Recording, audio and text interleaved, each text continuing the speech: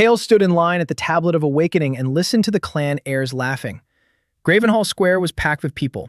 17-year-olds from all over the city had come to learn their fate.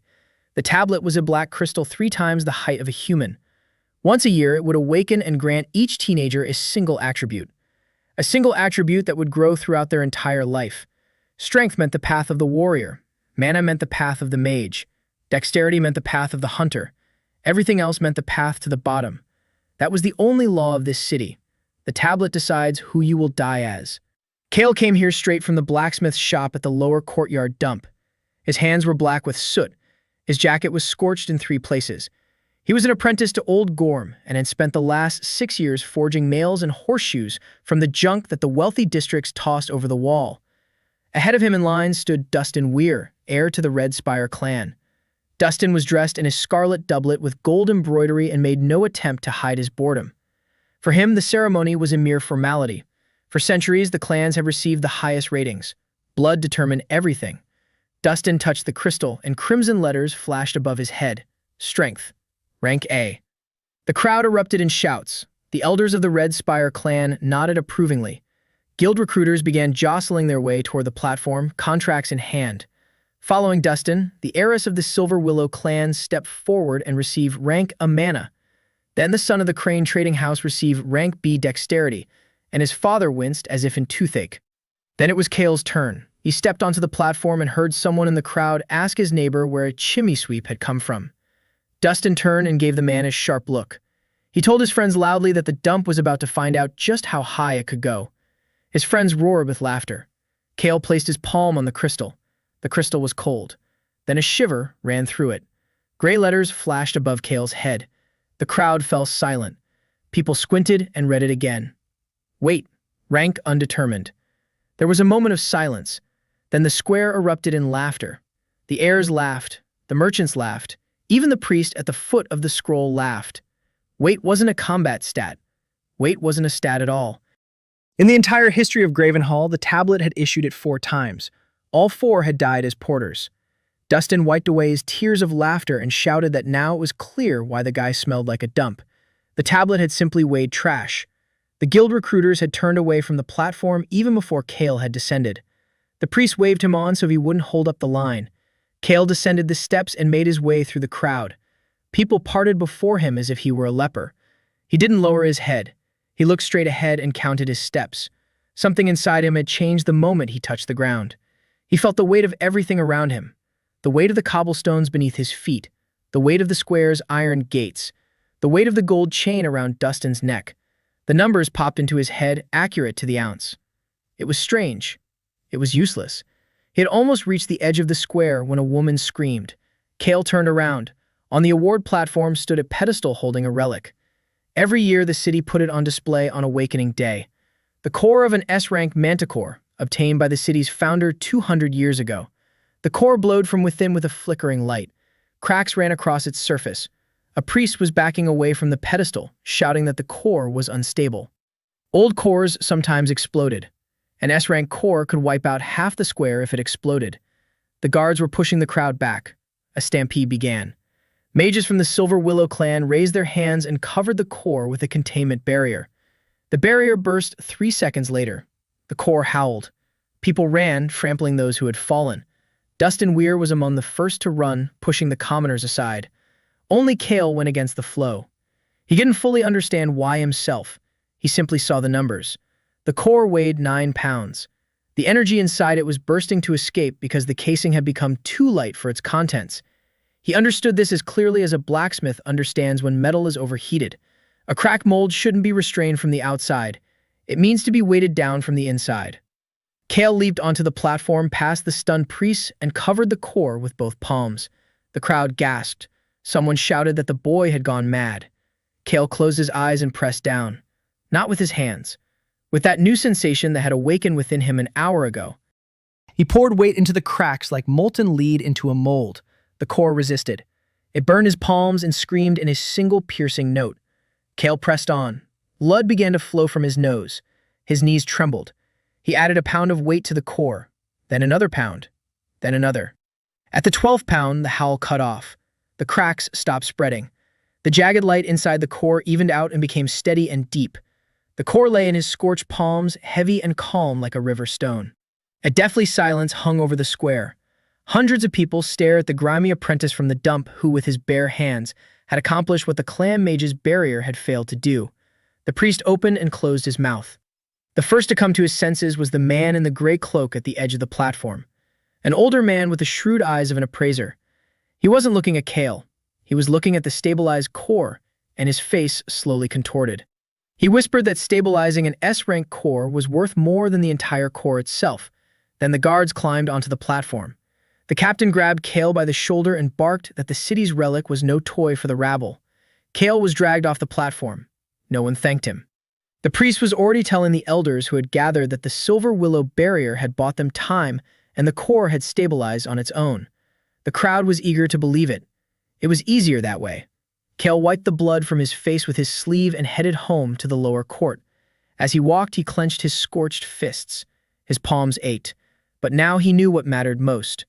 Weight wasn't just a useless statistic. Weight was a tool. It was just that no one in this city understood what kind of tool it was.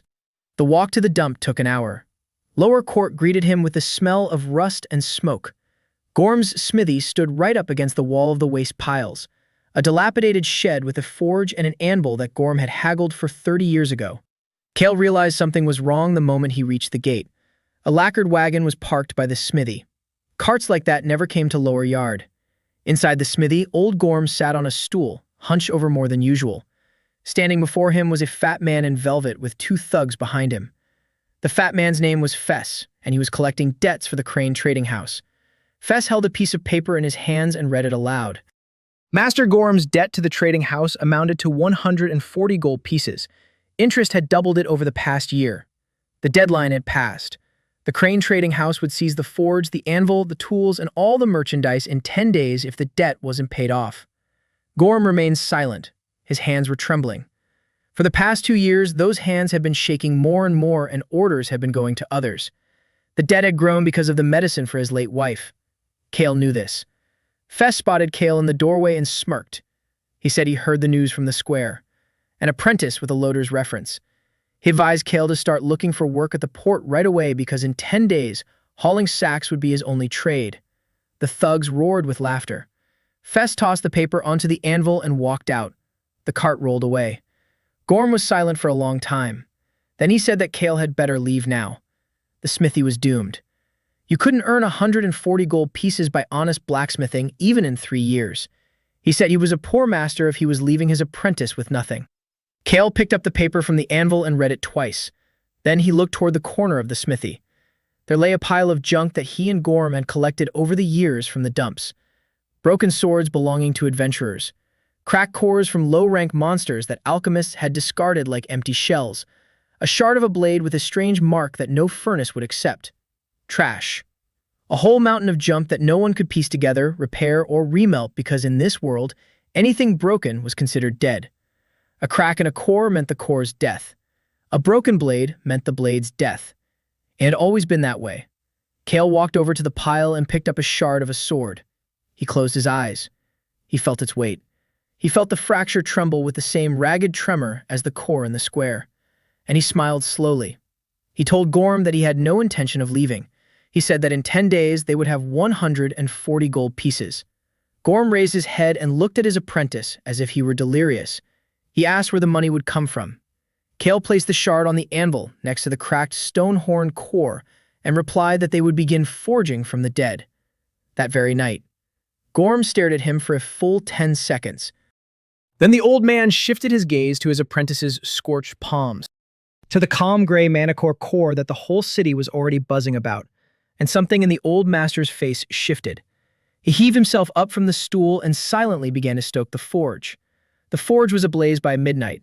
Kale laid the cracked stone-horn core on the workbench along with the shards of the two-handed sword that had been lying in a heap for 3 years. Gorm stood beside him and folded his arms. The old man didn't believe it. He had been forging metal for 40 years and knew the laws of the craft better than his own name. What's broken won't mend. A cracked core is dead. He said he'd watch his apprentice's attempt only so that the boy could see for himself and stop rambling. Kale nodded and took the core in his palm. The stone horn core was a D-rank core, a murky gray stone with a crack running right through its center. The alchemist had discarded it because energy leaks out of a cracked core within a week. But Kale sensed something different. The energy hadn't leaked away. It had cowered into the far half of the core like a beast in the corner of a cage and was clinging there with its last ounce of strength. The core lacked the weight to hold it in place. Kale began to apply pressure. He did so more carefully than he had in the square, delicately, 1 ounce at a time. He poured weight into the crack and listened as the stone's tremor changed. At the 30th ounce, the crack stopped ringing. At the 50th, the energy slowly flowed back and filled the core entirely. The stone grew warm and glowed with an even gray light. Gorm leaned so close to the core that his beard rested on the workbench. He stared at the steady glow of the dead stone, and his crossed arms slowly dropped. He whispered that such a thing couldn't happen. Kale was already holding the fragments of the sword with tongs. He asked the master to heat them to working temperature. Gorm obeyed in silence.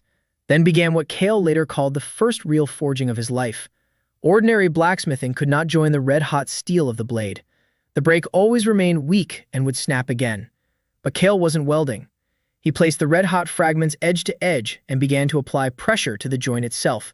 He pressed the weight into the metal's boundary and felt how, under this pressure, the edges crumpled into one another at the grain level.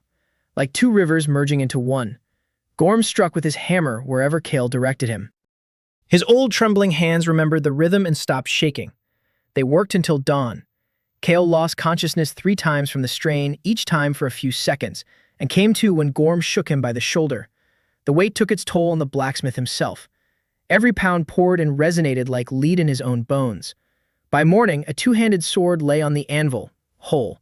The seam was visible as a thin silvery line, but when Gorm struck the seam with all his might, the blade rang out with a clear chime and didn't budge. And then Kale did what he thought of toward dawn. He took a stabilized stone horn core, heated the base of the blade, and pressed the core directly into the steel near the hilt, densifying the metal around it until it clasped the stone tightly. The core and the blade became a single object. Gray streaks ran through the steel. The sword became 8 pounds heavier, and Gorm could barely pry it off the anvil. Then Kale touched the blade and removed 6 pounds of its weight. He simply took them away. In the old man's hands, the sword became lighter than a one-handed saber, yet possessed the power of a 2-handed sword. Gorm held the weapon and looked at his apprentice. Tears welled up in the old master's eyes.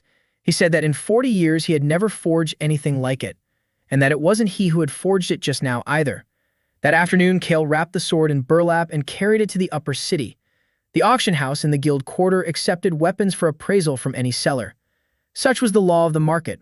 Money doesn't ask about origins. A woman in her 30s with a weary face and a stamp in her hand sat at the appraisal counter. Her name was Lirette, and dozens of blades passed across her desk every day. She glanced at Kale's scorched jacket and didn't even reach for the sword. She said the house didn't appraise junk bought from the dump and that she didn't have time. Kale silently placed the sword on the appraisal desk. The table was an artifact. It weighed the weapons on its own and displayed the rank on a brass plate. With a sigh, Lirette activated the plate to get rid of the ragged stranger. The plate flashed, then again. Then letters appeared on it. Rank B+. You meet property. Variable weight. Lirette froze with the stamp still raised in her hand. She shifted her gaze from the plate to the sword, then to Kale, then back to the plate. She said the table was broken. She tested the table with a dagger from her belt, and the table honestly displayed a rank D. Then she stood up, took the sword in her hands, and felt the weapon grow lighter, as if in response to her unconscious desire. The blood drained from her face. In Gravenhall, only 3 or 4 workshops sold rank B weapons, and each worked for the clans. No one sold weapons with a unique properties were sold by no one. She asked who the master was. Kale replied that the master wished to remain anonymous. Lirette swallowed and suggested putting the sword up for the evening's sealed bid auction. That evening, Kale stood in the far corner of the trading hall and watched as the price of his first creation rose. 40 gold pieces. 70. 90. Bounty hunters and martial arts school masters were outbidding each other. At 110, a man in a scarlet doublet entered the bidding, and the hall fell silent. Dustin Weir, heir to the Scarlet Spire, boredly raised his paddle to 130. He didn't meet a sword. He liked taking what others fought over. The gavel fell at 145 gold pieces. Kale stood in the corner holding his breath. 145. more than Gorm's entire debt. One night of working with junk had paid off what honest blacksmithing wouldn't have covered in years. Lyrid found him after the auction and counted out the money, minus the house's cut. 130 gold and 8 silver. She held the bag a little longer than necessary and quietly said that the house would take whatever this unknown craftsman might bring. Any amount. Out of turn. Her tired eyes were no longer tired. Cale walked home through the city at night, forcing himself not to run. In the lower courtyard, he poured the gold onto the anvil in front of Gorm, and the old man ran his fingers through the coins for a long time, as if he couldn't believe they were real. In the morning, the two of them went to the Crane House office and laid out 140 gold coins in front of Fess. The fat man counted them 3 times, his face flushed with every stack of coins. He asked where a scrapyard had gotten such money. Gorm replied that the blacksmith's shop had sold some goods. Fess handed over the receipt as if he were tearing it from his heart. And then what Cale had foreseen happened, though not quite so quickly. The very next day, Baltus Crane, the head of the trading house, arrived at the smithy in person. A gaunt man with the eyes of a moneylender. He didn't waste time on threats. He said that at the evening auction, a rank B sword of variable weight had been spotted. He said his men had tracked the seller to the lower court. He placed a contract on the anvil, granting the Crane trading house exclusive rights to all the forge's merchandise, while the workshop would receive a generous 15% of the sales. He said it needed to be signed today. Cale read the contract and refused. Baltus didn't get angry. He immediately folded the paper and noted that a license from the Blacksmith Guild was required to trade weapons above rank C in the city. He asked if the workshop had a license. He already knew the answer. Gorm had lost his license 2 years ago when his hands began to shake and he failed the annual test. Baltus said that the illegal sale of a rank B sword had already taken place and that the paperwork regarding it would land on the guild's desk that very day, unless the contract was signed. He left the contract on the anvil and left. 2 days later, a messenger wearing the colors of the Blacksmiths Guild knocked on the smithy's door. He handed Cale a summons. The workshop is accused of trading without a license. The only way to avoid a trial and confiscation is to immediately undergo the licensing test. The test is scheduled for 3 days from now in the guild hall. The materials for the test will be provided by the guild. At the bottom was the examiner's signature, Master Audric. Gorm read the name and sank onto a stool. He said that Audric had been serving the clan workshops for 20 years and that outsiders never passed his tests. He said that Audric would select test materials so difficult that not even a saint could forge a horseshoe from them. Cale finished reading the instructions and set them down next to Crane's contract. The 2 pieces of paper lay on the anvil like the 2 jaws of a trap. He looked at the pile of junk in the corner of the smithy, then at his palms where the burns from the manticore's projectile had not yet healed. He told Gorm that Audric could pick out even ashes from a fire pit. The deadlier the material, the better. Dead things were what he forged from. For 3 days leading up to the test, Cale prepared as if for war. He didn't know what kind of junk Audric would slip him, so he trained using the worst scrap he could find in the dumps. On the first day, he learned to fuse dissimilar metals, bronze with steel, cast iron with silver. His weight allowed him to crush the boundaries of any metals if he distributed the pressure correctly, but each pair required its own load pattern, and Cale committed that pattern to memory late into the night until he collapsed from exhaustion. He devoted the second day to cores. In the dumps, he dug up 11 cracked cores from various creatures, and by evening he had stabilized all 11, reducing the time required to work with a rank D core to 30 heartbeats. On the third day, he learned the most important lesson, how to conserve his strength. His own body was draining his strength, and Cale sought a way to apply pressure, not in a continuous stream, but in short, precise bursts at the moment the hammer struck. By the evening of the third day, his energy expenditure had dropped to 1/3, and the bleeding from his nose had stopped. On the morning of the trials, Gorm escorted him to the gates of the guild quarter and stayed outside, because the hall was off-limits to masters who had failed the trial. As they parted, the old man simply said that the guild's anvils were of a higher caliber than theirs and that Cale should watch his back.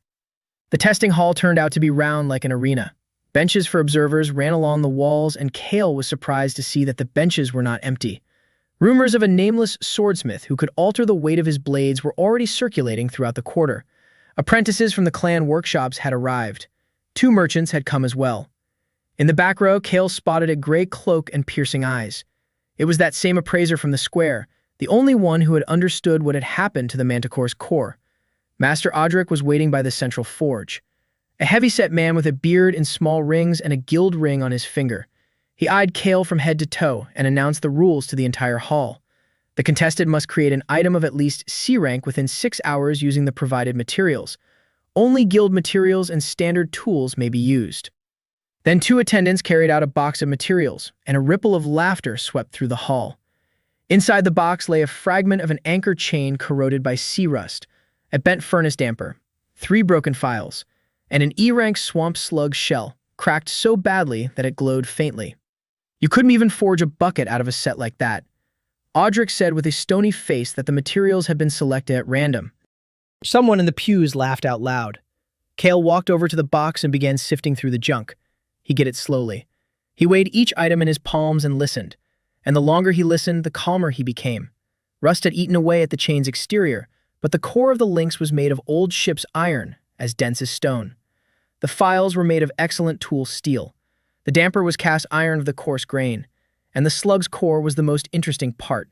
Slugs devour everything in sight, and their cores are capable of absorbing foreign energy without resistance. The dead set was dead only for ordinary forging. Kale took off his jacket, rolled up his sleeves, and began. For the first 2 hours, the audience was bored. The candidate heated the chain and used a hammer to knock off the rust, link by link. Then he stacked the clean links, heated them until they glowed white, and the audience witnessed something strange. The apprentice wasn't forging the stack along the edges as one does in blacksmith's welding. He placed the hammer in the center, and under the blows, the links crumpled into one another entirely, layer by layer, as if they were wet clay. The apprentices on the benches stood up. Metal doesn't behave like that. Never. Audric stepped closer to the forge, and his stony face ceased to be stony. By 4 o'clock, a blade began to emerge from the layered bar, short and wide, like a cleaver. Kale crumbled the files into fine grit and fused tool steel into the edge, hardening every fragment at the moment of impact. The edge emerged jagged and menacing. From a cast iron flap, he forged the guard. And at 5 o'clock, he took the cracked core of a slug. He stabilized it right before in just 20 heartbeats, simply by clenching it in his fist. The faint glow evened out and took on depth. A collective gasp swept through the benches. The appraiser in the gray cloak leaned forward with his whole body. Kale pressed the core into the base of the blade and channeled the weight along the entire length of the weapon, fusing steel and stone into one. And then something happened that even he hadn't expected. The core, a slime hungry for foreign energy, drew the weight itself into itself. The blade began to absorb the pressure and store it. Kale sensed this, and instead of severing the connection, he began to feed the weapon further, pound by pound. By the end of the 6th hour, he placed a short, layered cutlass on the appraisal table, within which 40 pounds of stored weight slumbered, ready to surge into the blade upon impact. Audric personally activated the appraisal plate. The plate took a long time to process. Then it issued a rank, B. Unique property, impact accumulation. The hall fell silent, the kind of silence that settles in when one's worldview crumbles. From the jump that an unlicensed jump dealer would have scorned, a boy from the dump had, in 6 hours, fashioned a weapon worth more than the annual salary of any of those seated there. Audric stared at the plate, his fingers fiddling with the guild ring. He was obligated to fail the applicant. He'd been paid to do so. But there were 30 witnesses in the hall, and the artifact plate couldn't lie. He forced himself to say that the test had been passed and that the license would be issued before sunset. Then he leaned over to pick up the cleaver and take it to the guild's vault as an examination specimen. That was what the regulations required. Kale covered the blade with his palm and added 200 pounds of weight to it. He politely pointed out that according to the regulations, the piece was to be turned over to the vault, but there was not a single word in the regulations about the master being required to make it liftable. Audric tugged at the cleaver. The cleaver didn't budge. 2 attendants working together couldn't move it even with 3 of them. Laughter rippled through the benches, but now it wasn't at Kale's expense. Audric flushed and waved his hand, signaling that the item be left on the table pending a separate decision. Kale's license was issued an hour later, a fixed sheet of paper with a seal and his name. It was the first document in his life where he was listed as a master craftsman. At the exit of the quarter, a man in a gray cloak caught up with him. He introduced himself. Vale, an independent appraiser of relics. He said he'd seen the square in today's hall, and that in 30 years of work, he'd encountered such treatment of dead material only once in descriptions of first-age forges, those forged for the gods.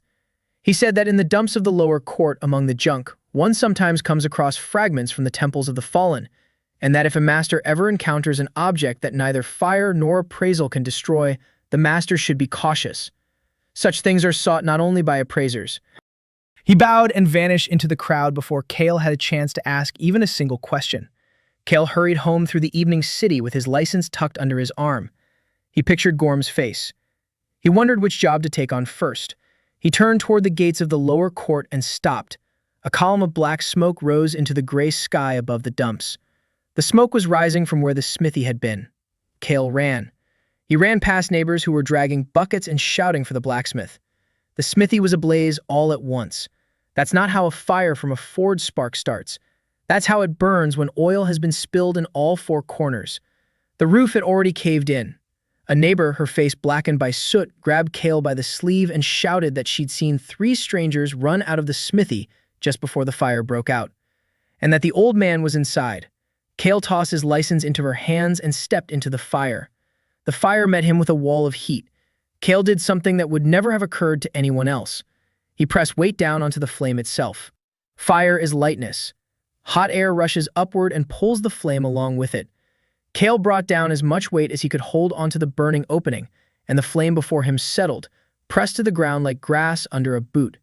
He walked through the smithy along a corridor of subdued fire and called out to the master. He found Gorma by the far wall. The old man lay unconscious but alive beneath a collapsed beam. The beam weighed over 200 pounds. Cale took almost all the weight off it and flung it aside with one hand as if it were a pole. He hoisted Gorm onto his back, making his body lighter than a feather, and stepped out of the fire to where the neighbors had already formed the chain with buckets. The barn was fully burned out by midnight. A doctor from the neighboring block said the old man had inhaled smoke and suffered a burn to his hand, but he would live. Cale sat by his cot until morning. In the morning, Gorm opened his eyes, and the first thing he asked about was the license. Cale showed him the paper. The old man stared at the seal for a long time, then at the ruins outside the window, and said that the arsonists were a day too late and that it was ridiculous. He tried to laugh and coughed. A neighbor gave a detailed account of the arsonists. 3 of them. Their faces were covered. But one of them had a Port Guild badge glinting from under his cloak, and the Port Guild had long been wholly owned by the Crane family. There was no evidence whatsoever. Baltus Crane made a move that could not be brought before a court. Cale stood in the ashes and raked through the embers. The anvil had survived. Anvils survive everything. The junk in the far corner had survived too, because fire is no match for iron and cracked cannonballs. But the shed, the tools, the bellows, and the coal supply were all lost. And then Cale made his first counter-move. He went to his neighbors. In the lower courtyard lived porters, junk dealers, and craftsmen whom the city had written off just as it had written him off. Cale stood in the middle of the courtyard and spoke loudly. He would rebuild the smithy in a week. Anyone who comes to work will get 10 silver coins a day. That was a master craftsman's daily wage, not a laborer's. The courtyard buzzed with activity. By noon, 20 people were working on the ruins. Construction began with the assembly work, which Cale later recalled in flashes. Here, the scrap dealer Peb drags a whole wall of ship plating from the dumps, and Cale joins the sheets of vessum right on the spot without a single rivet, right before the eyes of the stunned laborers. On the 3rd day, a chimney rises above the log cabin, made of 4 mismatched pipes fused into one, and the neighborhood boys argue over whether their master touched them with his hands or if they fused together on their own. On the 5th day, Cale installs new bellows bought from a workshop that had closed down, and Gorm, with his arm in a sling, directs the installation of the furnace because the forge is sacred, and his old man wouldn't trust it to anyone else. And on the 7th day, an uninvited guest arrived in the courtyard, and construction came to a standstill. A knight stood at the gate, or rather, a former knight. Sir Garin, expelled from the Order of the Steel Dawn. The whole town knew his story. A year ago, at a tournament, his blade shattered on the very first strike, and a shard wounded a spectator. Garin was accused of entering the fray with an unfit weapon. He was stripped of his spurs and deprived of his right to the Order's steel. Cale knew what the town didn't talk about. The blade had been sold to Garin before the tournament by a workshop working for the Scarlet Spire, and the man fighting against Garin that day was a man from the Scarlet Spire. Garin had aged 10 years in that single year. He approached Cale and placed a bundle on the new workbench. Inside the bundle lay the shards of that very tournament's sword, every single piece. He had gathered them from the arena on his knees amid the laughter of the stands. He said he heard of a master who forges from the dead. He said that in 6 days there would be a court of honor where he could restore the victor's name accuser's name, but not a single workshop in the city would sell an outcast even a knife. He said he had 8 gold coins and that was all. Cale unwrapped the bundle and cupped the shards in his palm. The metal was fine, but in the fracture of the middle section he felt something that made his teeth clench. A cavity. A bubble inside the steel filled from above and polished smooth. The blade had been ruined back in the forge, long before the tournament. It wasn't a defect. It was deliberate. Cale looked up at Garen and said he'd take the job, and that the knight should keep the 8 gold pieces for himself, because for jobs like this, he charges a different fee. He asked Garen to loudly announce the name of the workshop on the Day of Judgment. Just the name. For 3 days, Cale forged the sword for Garen, and those 3 days became his school. He didn't just fuse the fragments together. He cut open the cavity, burned out the corrupted metal, and fused in its place a mixture of the finest filings from his files. He recalled the cleaver from his exam and how the core had gnawed at Vez. In the dumps, he found the cracked core of an armored turtle, a sea-rank creature that in life had been able to make its shell impenetrable to predators. He spent 8 hours stabilizing the core. It was as stubborn as the turtle itself. Then he fused it into the blade's base and spent 3 nights teaching the weapon a simple thing: to be light in the swing and become monstrously heavy at the moment of impact without the owner's will. On its own, based on the pattern of its movement. When at dawn on the 6th day, Garen took the sword in his hands and performed his first series of strikes in the blacksmith's courtyard. 20 builders dropped their work and watched in silence. The blade sang like a swallow as it swung and fell like a rock. Garen lowered the weapon. His lips trembled. He asked how much this thing weighed. Cale replied that it weighed exactly as much as it needed to. The trial of honor took place in the Order's arena before packed stands. Cale stood among the commoners right at the barrier. Sir Malric, a man of the Red Spire, the very same victor from a year ago, stepped forward to face Garen. The fight lasted less than a minute. Malric attacked first confidently and gracefully. Garen parried his blade with his own at the very moment when the blade weighed 400 pounds. Malric's sword snapped at the hilt with a plaintive clang. A collective gasp swept through the stands. With the second movement, Garen brought his suddenly lighter blade down flat onto his opponent's shoulder, and Malric sank to the sand. The Order's judge declared victory. And then Garen did what he had been asked to do. He raised his sword above his head, turned toward the stands, and bellowed across the arena that this blade had been forged from the shards of his shame at the lower court anvilworks by Master Cale. The name fell into silence, and the silence exploded. By evening, a line had formed at the gates of the newly rebuilt forge. Hunters carried their broken, beloved blades, weapons they could not bear to part with. A widow brought her husband's cracked amulet. The manager of a merchant caravan brought a cartload of shattered defensive cores. Cale took orders until dark, while Gorm sat nearby with his bandaged arm, counting the deposits. His face was that of a man who had died and found himself somewhere he hadn't expected. The next morning, the line at the gate parted of its own accord. A horseman in a black and gold uniform of the royal service rode into the courtyard. Behind him were 6 armored guards. The horseman dismounted and unfurled a scroll. Royal Master Smith Edric, keeper of the crown's arsenal and head of all the kingdom's smithies, summoned Master Cale of Gravenhall to his presence. Immediately. Cale asked what the matter was. The messenger rolled up the scroll and replied without further ado. It concerns yesterday's trial of honor. 3,000 people saw the weapon shift weight during the battle. The master blacksmith wishes to know how a foundling boy from the dump came to possess a technique that the royal archives list as having been lost 800 years ago. And the envoy added in a lower voice that if he were in the master's shoes, he would pray that the forge master was in a good mood, because the previous blacksmith, suspected of working with the legacy of the First Age, wasn't executed by the crown. He simply vanished along with his forge overnight. Cale got ready in an hour. Gorm stuffed bread into his bag and kept repeating that one doesn't argue with the crown and that he should bow even lower. Garen, who had arrived at the gates from his morning training, walked silently alongside him all the way to the forger master's residence, and the armorers didn't dare chase him away. Edric's residence occupied an entire wing of the armory. Cale was led through halls where weapons from every era of the kingdom hung on the walls, and he caught himself scrutinizing every blade. Edric was waiting for him in his private forge. A huge old man with hands scarred by old burns and eyes the color of cooled slag. He didn't offer him a seat. He immediately placed the code of honor on the table and asked where Kale had obtained the variable weight technique. Kale told the truth. The tablet had granted him the weight attribute, and he had taught himself to fuse it into the metal using stabilized cores. Edric listened without interrupting. Then he led him to a distant display case. There, under glass, lay a spearhead. The metal of the spearhead was a dead black, and Kale could feel its weight even from 3 paces away. An impossible weight. The small spearhead weighed as much as a loaded cart.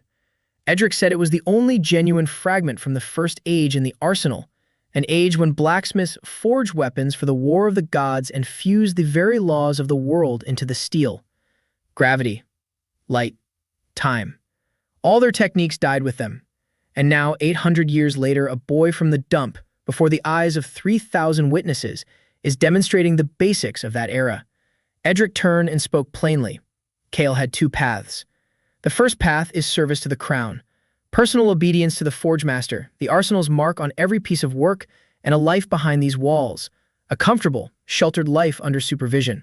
The crown has no need for the second path, because the uncontrolled technology of the first age poses a threat to the crown. Kale asked if there was a third path. Edric smiled for the first time during the conversation. He said he respected Kale's audacity and that there was a third path, but no one had ever taken it before. Once a year, the capital hosts the Iron Fair, where workshops from across the kingdom send their masters to compete in an open forging duel. The winner receives the title of Free Master of the Crown. A free master answers to no one but the king himself, and his techniques are recognized as his property. The fair is in 12 days. Edric added that this year his own first apprentice, Cyrus, master of the 3 forges, who hadn't lost a single duel in 9 years, would be forging for the capital's workshop, and that if Kale lost, he would be back to choosing between 2 paths.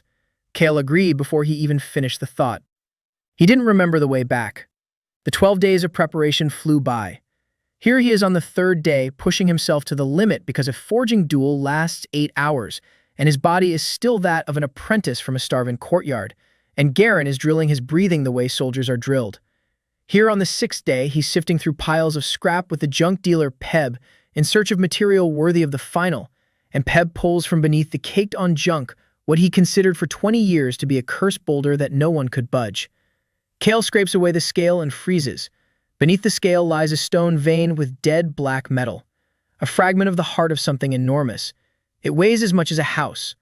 The appraisal plate on it malfunctions and shows nothing, and deep within the stone a tremor beats faintly. Just as jagged as that of cracked cores, only as slow as the breath of a sleeper. Vale would say that appraisers aren't the only ones looking for things like this. Kale simply sits next to the fragment for 2 days, listening. On the 9th day, he tries for the first time to pour weight into the black veins, and the fragment responds. It doesn't resist like the cores do. It draws the weight into itself greedily and silently, like parched earth drawing in water, and Kale pulls his hand back when he realizes that in a single minute, he's given as much as he used to give in a whole night's work. You can't rush this thing. He loads the shard onto a cart, tripling the weight of the wheels so they won't crumble, and decides that the outcome of the duel will be forged from this heart, or not at all. On the 11th day, the entire lower court sees the cart off to the city gates, and Gorm slips his old hammer into Kale's hand, the one Kale had begun using 6 years ago, and the old man turns away so as not to show his face. The capital overwhelmed him with its size and noise. The Iron Fair occupied the main square. 2 open furnaces stood on a platform facing each other, and thousands of people buzzed around them. Kale saw Edric in the box of honor. He saw the merchant banners, and among them the banner of the Crane House, because Baltus conducted business in the capital as well. And right by the platform, he saw a scarlet doublet and made eye contact with Dustin Weir, who had come to the fair like all the heirs and was now looking at the platform and at Kale, slowly trying to remember where he'd seen that face before. Cyrus turned out to be a calm man in his 40s, his movements as precise as a clockwork mechanism. Before the draw, he approached, shook Kale's hand, and said without a trace of mockery that he had seen the code of the Court of Honor and would fight with all his might. It was respect, and it was more terrifying than mockery. The rules were announced to the square. 8 o'clock. The theme of the duel, the blade. Participants must use their own materials. Evaluation would be based on the artifact plate of the crown, plus a combat test on the crushing machine. The gong sounded. Kale later remembered those 8 hours as a single long heartbeat. Cyrus forged like a god of the clock tower. His ingots sang beneath the hammers of his 3 apprentices. His damask pattern took shape layer by layer, and the stands groaned with awe at the beauty. Cale worked alone. He placed a heart of scrap metal on the anvil, and before the eyes of the capital, began to do the impossible.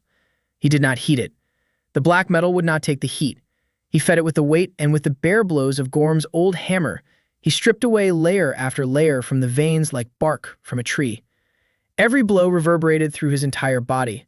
By the 4th hour, the fingers of his left hand had gone numb, and he pressed the workpiece down with his elbow. By the 6th hour, the square fell completely silent because from the black heart a blade emerged. Not long, as simple as a farmer's knife, without a pattern and without a shine. But the crown's crushing machine generated 1,000 pounds of pressure, and Cale, before the judge's very eyes, placed the blade under the press and added so much of his own weight to the edge that the press groaned first.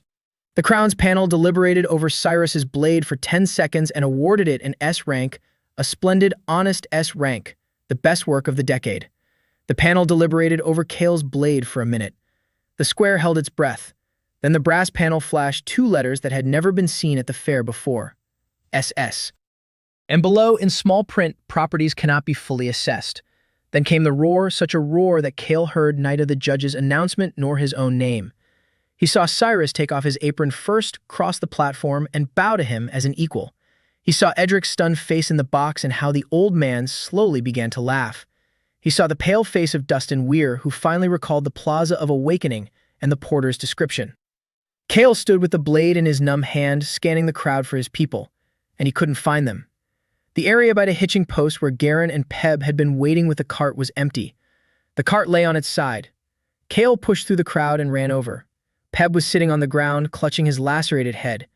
Garen lay unconscious nearby, but alive, and his new sword remained in its sheath because he'd been struck from behind, not with steel. There were no shards of the black heart on the cart. Only dents remained in the planks. Peb raised his clouded eyes to Cale and said there had been 5 of them in gray robes with ash on their faces, that the 5 of them had lifted an immovable stone with their bare hands as if it weighed nothing, and that their leader, looking at the fairground stage, said just one sentence to the others. He said that the heart had finally found its blacksmith and that now the Ashen Covenant knew his name. Cale sat on an overturned cart while the fair's medic stitched up Peb's head. Garen came to an hour later, and the first thing he did, demanded to know what had been stolen. Cale told him. The knight was silent for a long time, then said that he had heard about the Ash Covenant within the Order, rumors and fragments of information. A sect that believes the gods did not die at the end of the First Age, but were merely shattered into pieces, that their bodies lie scattered across the world as shards, and that one day a blacksmith will be found who will reforge a god anew. The Order considered this a fairy tale for madmen. Garen looked at the SS blade in Cale's hand and said that the fairy tale seemed to think otherwise. Men of the Crown approached them. The title of Master Craftsman was to be conferred the next day in the presence of the court, so Cale was taken to the guest wing of the armory under guard to spend the night. Edric came to see him late in the evening without his entourage. The old man sat down across from him, set a jug and 2 mugs on the table, and said that he had lost a student for the first time in 9 years, and that it was the best loss of his life. Then his expression grew somber. He asked about the attack. Cale told him everything, including the words about the Ashen Covenant. Edric stood up and paced the room. He said that now he was obliged to reveal what the Crown was not meant to know. The blacksmith, who had disappeared 20 years ago along with his forge, had not been executed by the Crown. The Crown came to his smithy that morning and found a crater in the ground. The blacksmith's name was Mattis. He was a friend of Edric's. And a month before his disappearance, Mattis had shown Edric a shard of black metal that was draining his strength and causing him to whisper in his sleep. Edric had advised him then to throw the shard into the sea. Mattis didn't throw it away. Edric stopped in front of Cale and asked if the black heart had drained his strength. Cale replied that it had greedily and relentlessly, like parched earth thirsting for water. The old man closed his eyes. He said that the Covenant had been gathering shards throughout the kingdom for 20 years, and that the stolen heart was apparently the greatest find in a century, and that they do not kill the blacksmith. They take the blacksmith, alive, because only the one recognized by the metal itself can join the shards of a god. In the morning, Cale was led into the throne room. The king turned out to be a middle-aged man with a weary, intelligent face. The ceremony was brief. Cale knelt and rose as a free master of the crown, with the right to his own hallmark, subject only to the king and holding a golden charter in his hands. The court applauded. The House of Crane, represented by its capital envoy, also applauded, and Cale took special note of this. Baltus could no longer touch him by law. That meant he would have to act differently. After the ceremony, the king detained him for a brief private conversation, with no witnesses present. He said he had read Edric's report, that the crown would not confine a free master to the capital, because a confined master is a dead master, and that, in return, the crown expected one thing. If the Covenant made contact, Cale would report it before he could even breathe. Cale bowed. He returned home to Gravenhall with a wagon train, escorted by 2 crown knights, now assigned to him by virtue of his status and by Garin, who wore Peb's hat on his bandaged head. The journey took 4 days, and on the 3rd day, at an inn, Cale saw a man with ashes on his face in person for the first time. The man wasn't hiding. He sat in a corner of the common hall in a gray robe, drinking water and looking at Cale across the room as calmly as one might look at something familiar. Garin placed his hand on his sword. The man stood up, left a coin on the table, and walked out into the night. No one ever saw him again. The guards searched the courtyard and found no traces. Cale stayed awake that night listening. For the first time, he caught himself drawn by a sense of weight beyond the walls. And there, far away at the edge of his perception, something responded. Something enormous and shattered was calling from beneath the ground to the north, as quiet as an echo in a well. He didn't tell anyone about it. Gravenhall welcomed him as one welcomes war heroes. A crowd had gathered at the city gates. Someone had hung a crooked sign made of a sheet of ship's copper above the lower court gates on which was stamped, "Master SS lives here." Gorm kept a stern demeanor in public, but in the smithy he embraced him silently and held him for a long time. The line of customers now began at the city gates. A week before his return to lower court, 2 iron merchants, an innkeeper, and a healer had moved there, because money attracts money. The court was changing before his eyes, and Cale made his next move, one he already thought through while still on the road. He gathered everyone in the blacksmith's yard who had helped rebuild it after the fire and announced that he was opening a school, not a guild workshop with dues and entry requirements. A school for people like himself, for the cast-offs. He said that weight was his defining trait and couldn't be passed on, but the craft of working with broken materials consisted of more than just weight.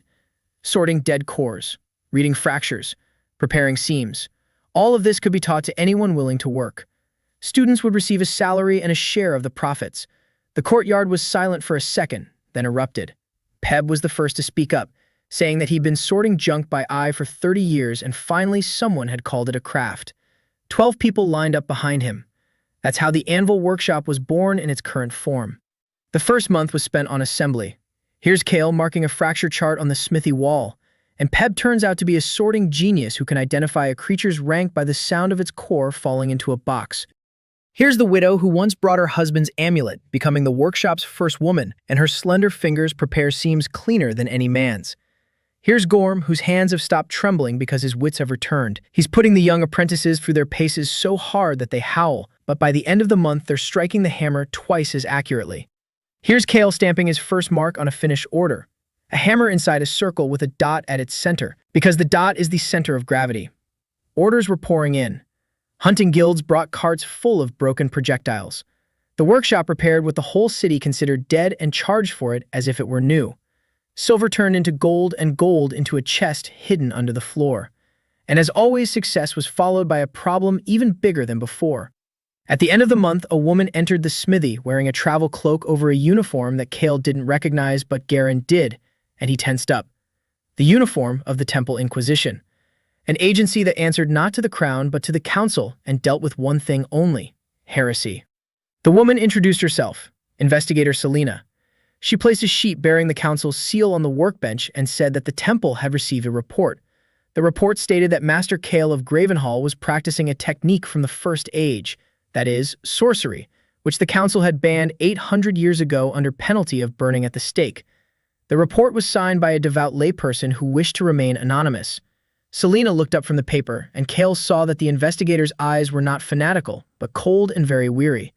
She said she was obligated to conduct an inquiry and that the master had 3 days to prepare a response to the council. And she added in an even voice, speaking for herself, that in 20 years of service she had seen 100 false denunciations and had learned to recognize the handwriting. This denunciation was written by someone who knew commercial law very well, because a petition was attached to it. If the workshop were found heretical, all its property, according to the law of the council, would go not to the temple but to the plaintiff, who would be compensated the temple for the costs of the inquiry. Selena rolled up the paper and asked if the master knew of a trading house that had recently reimbursed the council for very substantial expenses. Cale knew. Baltus Crane had found a court higher than the royal one, a court for which a free master's golden charter meant no more than last year's snow. For 3 days, Cale prepared for the inquiry as he would have prepared for a trial. He studied his opponent. Garin told him everything he knew about the Inquisition from his years in the Order. The cathedral had banned blasphemy after the First Era because a weapon that fused the laws of the world into itself had once razed 3 cities to the ground in a single night. The ban was based on a definition. Divine forging was defined as the infusion of a divine essence into an object. The definition was old and precise, and Cale decided to build his defense upon that very precision. Gorm suggested they flee. The old man said that one does not forge against the pyre. Cale replied that flight is an admission of guilt, and that admission spells the end of the workshop and the pyre for all who built its walls. He would stay and speak his piece. On the 3rd day, the Inquisition rode into the blacksmith's courtyard. Selena brought with her a scribe, 2 temple guards, and a gaunt old man in white. The old man's name was Exarch Wimmel, and he was the temple's expert on relics of the First Age. The inquiry, conducted according to the rules of the council, took place in public. The entire lower court and half of the upper city had crowded into the courtyard. Wimmel began sternly.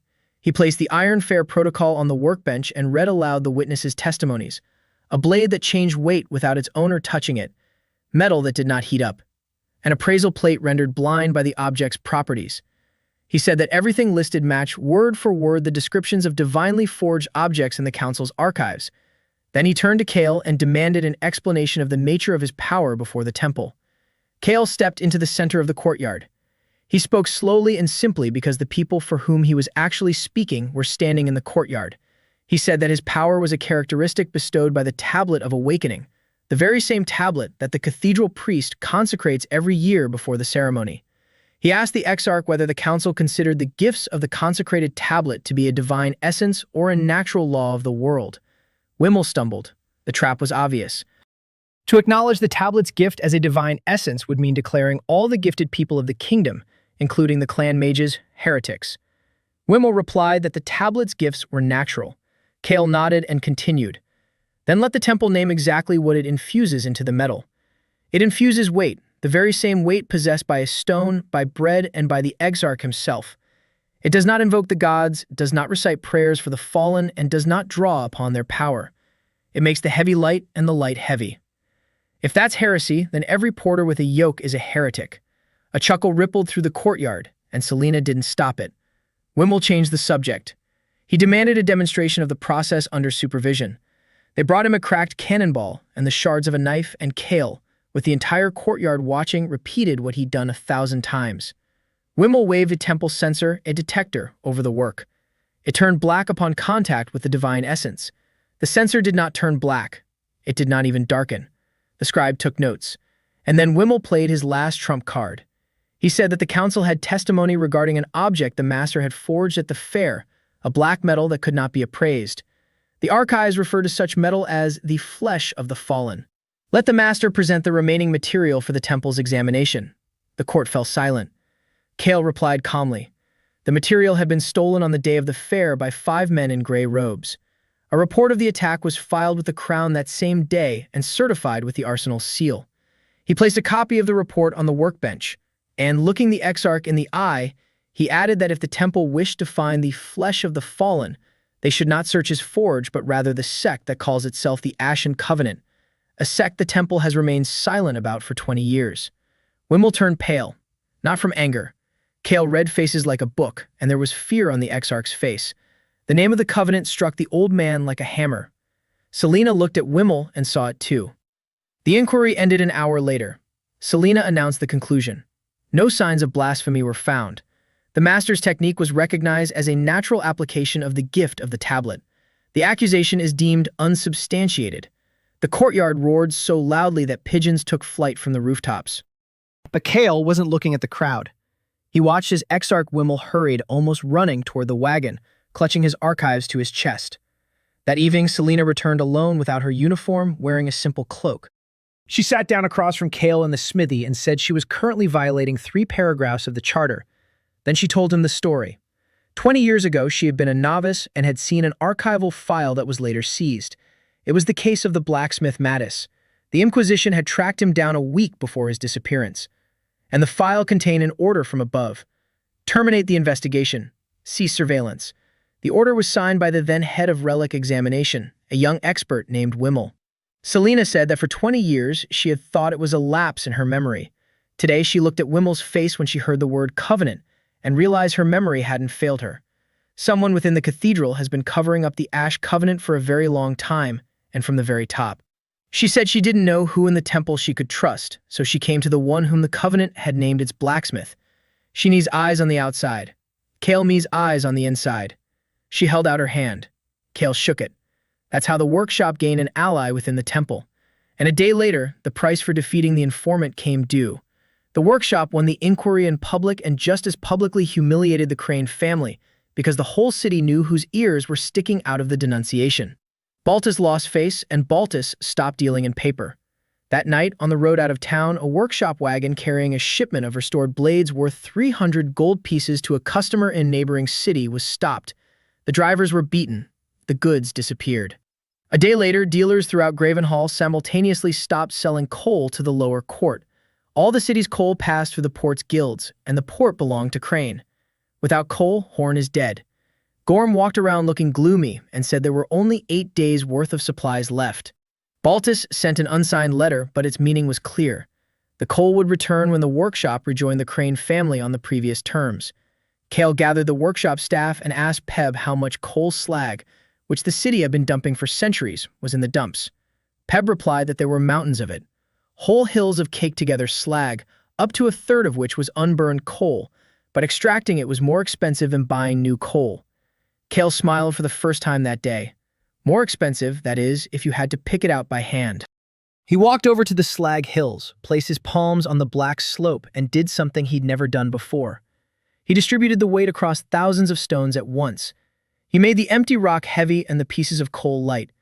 Then the apprentices flooded the slope with water from the canal. The light coal floated to the surface. The heavy slag remained lying there. By evening, the workshop was scooping up coal by the bucketful from the water's surface, as if it were berries. The children of the lower courtyard squealed with delight and helped out. In 3 days, the workshop produced more coal than it burned in a month, and Cale ordered the surplus to be sold to all the city's forges for 2 copper coins less than the port price. A week later, even his own debtors stopped buying Crane's coal.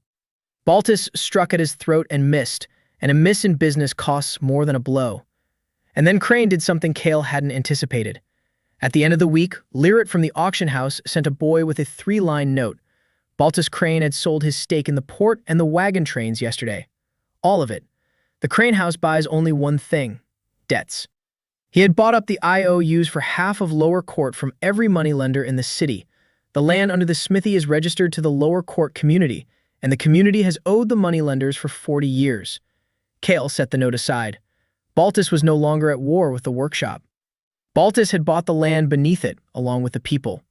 In the morning, bailiffs entered the lower court. Not the Crane family's thugs, but legitimate bailiffs from the city court, carrying documents in which everything was in order.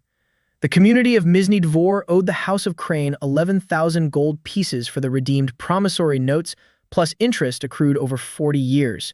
The court gave the community 30 days to pay off the debt. If the debt remains unpaid, the community's land, including the plot beneath the workshop, would be transferred to the creditor, and the residents would be subject to eviction. 11,000. Cale heard the figure and understood its implications. The workshop earned a lot, but not that much. The entire chest hidden under the floor was worth 2,000. Selling all the inventory in advance would cover another month and a half. Baltus was good at math. He had set a sum that couldn't be earned through honest labor in 30 days. The courtyard fell silent. The elders remembered the eviction of the neighboring block 15 years ago, and how people had dug dugouts against the walls in the winter. By noon, the entire community had gathered at the blacksmith's shop and was looking at Cale. Not because he was to blame, but because over the course of a year, he had become the one everyone looked to when the sky was falling. Cale stood before the people and remained silent for a long time. Then he said that he saw two paths that Baltus was proposing: to pay and remain destitute, or not to pay and become homeless, and that he was choosing a third path, just as he had done twice before. The community would not pay the debt. The community would buy it out. There was a law older than the cities, the Royal Mining Charter. Any land recognized as a mineral deposit could be purchased by the crown from any owner at a fixed price and transferred to the custody of whoever had discovered and was developing the deposit. The charter was written for ore veins, but its wording is straightforward. A deposit is land that yields industrial raw materials. Kale gestured toward the slag hills, the mountains of broken cannonballs, and the layers of 3 centuries' worth of blacksmithing waste. Nizhny Dvor stands on the richest deposit in the kingdom. It's just that until now, no one had known how to mine it.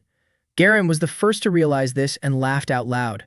The application was submitted to the mining chamber that very same day, along with a copy of his master craftsman's certificate. But the application required proof of industrial-scale mining. Volumes. Real volumes that the chamber's commission would be able to see for itself in 20 days when it arrived for an inspection. And Kale turned the workshop into what later came to be known as the 20 Days of the Big Dig. He remembered those days through snapshots. The entire yard, from children to the elderly, would head out to the spoil heaps, and Peb, with his fracture table, would organize the sorting into 6 lines, while Kale would walk along the hills twice a day, separating the rock by weight and metal, the core and the chaff, coal and slag. On the 5th day, washing troughs are set up by the canal, and the water does the work of 1,000 hands, because everything light is ours, and everything heavy belongs to others. On the 11th day, Cyrus, Edric's top student, orders from the capital with 2 apprentices because he heard about it and wanted to see for himself. He stays to work for free, saying that there's no shame even at 40. On the 15th day at night, 3 arsonists carrying oil are caught in the dumps. Garin, along with the court militia he'd been training for a month, detains them until the city guard arrives, and a port badge is found on one of them, which is noted in the report. The warehouses were growing like dough. Ingots of remelted ship iron, crates of stabilized cores sorted by rank, coal in piles, blade blanks. By the 20th day, the lower courtyard's warehouses looked like an arsenal for a small war. The mining chamber commission arrived in the mood of people who'd been yanked away from lunch just for a joke.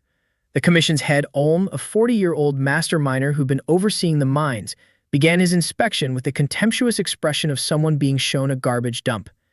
Kale led him in silence. Olm saw the sorting lines and his pace slowed. He saw the washing plant and stopped. He picked up his stabilized C-rank core from the tray, one for which any alchemist would pay 8 gold pieces, and recognized it as the core that had been trash just a week ago. He asked about the output for the past 20 days.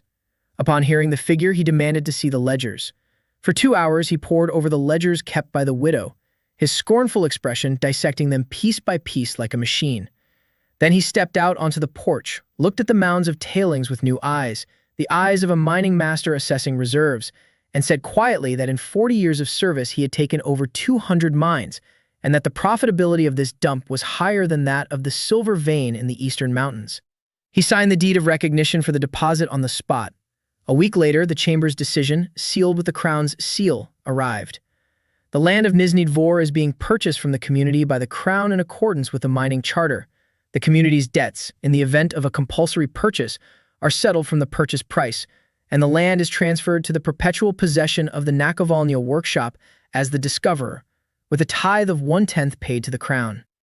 Baltus Crane received his 11,000 down to the last coin from the hands of the royal treasurer and lost everything for which he had paid for them.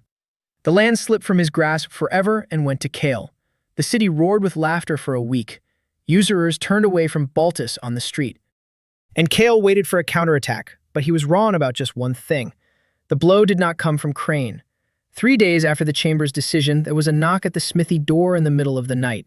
Standing on the threshold was Selina, caked in road grime, her face that of someone who had been riding for a day straight. She spoke 2 words. Wimmel vanished. The exarch vanished from the cathedral with part of the sealed archives, and ashes were found on the windowsill in his chambers.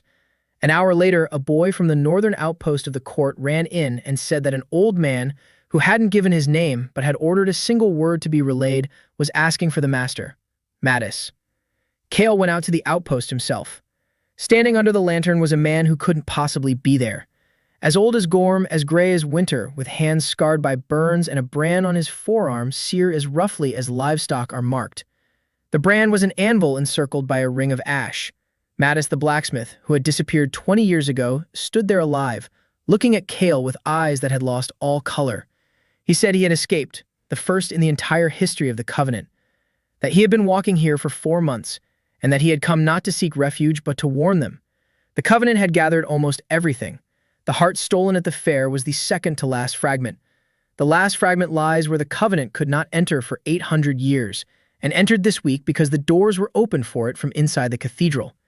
Mattis raised his lifeless eyes to Cale and said that for 20 years he had been forging the body of a god for them piece by piece because the metal had acknowledged his hands.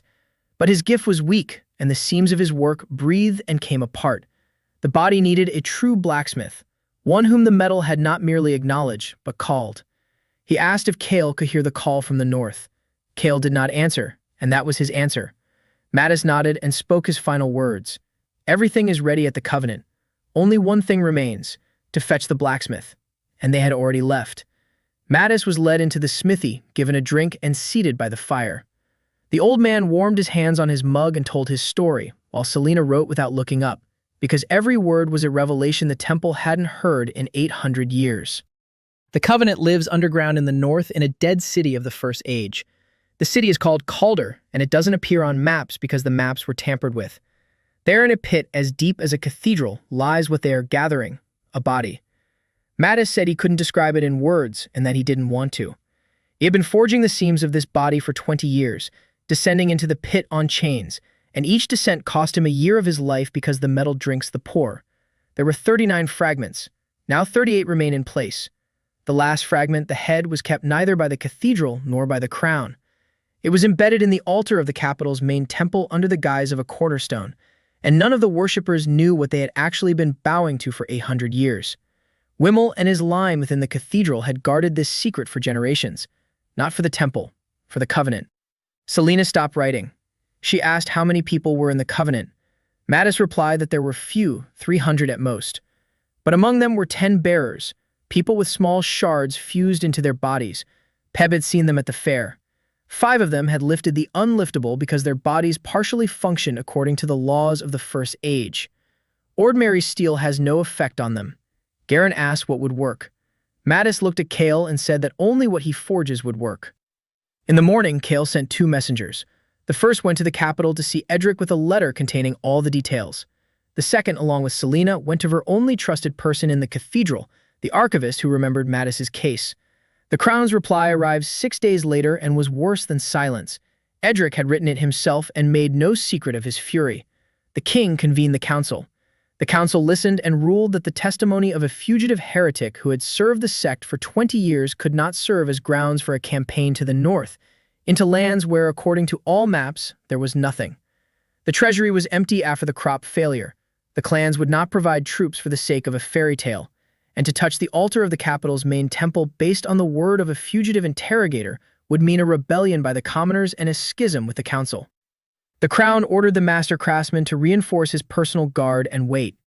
Edric scribbled a single line by hand at the bottom. "Boy, they won't come to help until it's too late, so do what you must, and I'll send whatever I can." A day later, a convoy arrived from Edric. There were no soldiers in the convoy. The convoy consisted of 20 carts loaded with the arsenal's finest steel, a supply of rare projectiles from the royal vaults, and Cyrus with 6 masters who had taken leave at their own expense. Cale gathered all his people in the smithy that night: Gorm, Garen, Peb, and widow Martha, who had long since ceased to be a widow and had become the head of all record-keeping.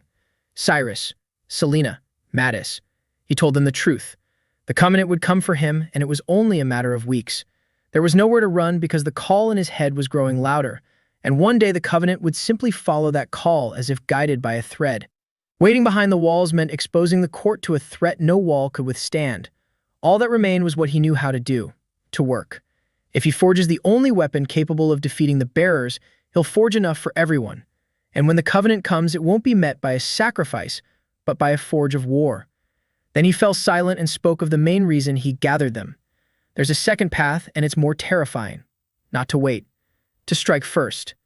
To reach Calder before the body gets ahead, and to break Mattis's seams while the god is still in pieces. Mattis raised his head and said that only one stronger than the seams can break them, and only Cale is stronger than his seams. That means Kale himself must go into the very heart of the Covenant. They were silent for a long time. Gorm spoke first and said he forbade it. Then Garen said he would go first. Then Marta stood up and asked dryly how much time was needed to prepare for the expedition and how many weapons, because there was no point in wasting the night on arguments that had already been settled by the master's decision. Kale smiled at her gratefully. The preparations took 26 days and turned into the most frantic rush of his life. The workshop shifted into war mode, the forges burned round the clock, and the workers slept right there in the smithy. Now Kale and Mattis are conducting experiments on a small shard that Mattis had hidden under the skin of his own thigh for 20 years and had cut out on the doctor's table. The shard is black and insatiable, and Kale learns not to feed it but to lock it away. He finds a way. If the shard is made many times heavier against its nature, it falls silent. The call in Kale's head, stemming from the locked-away shard, subsides to a whisper. Thus is born the main principle of the expedition. The flesh of the fallen can be silenced by weight. Here Cyrus and the master smiths are forging 30 blades according to Kale's blueprints.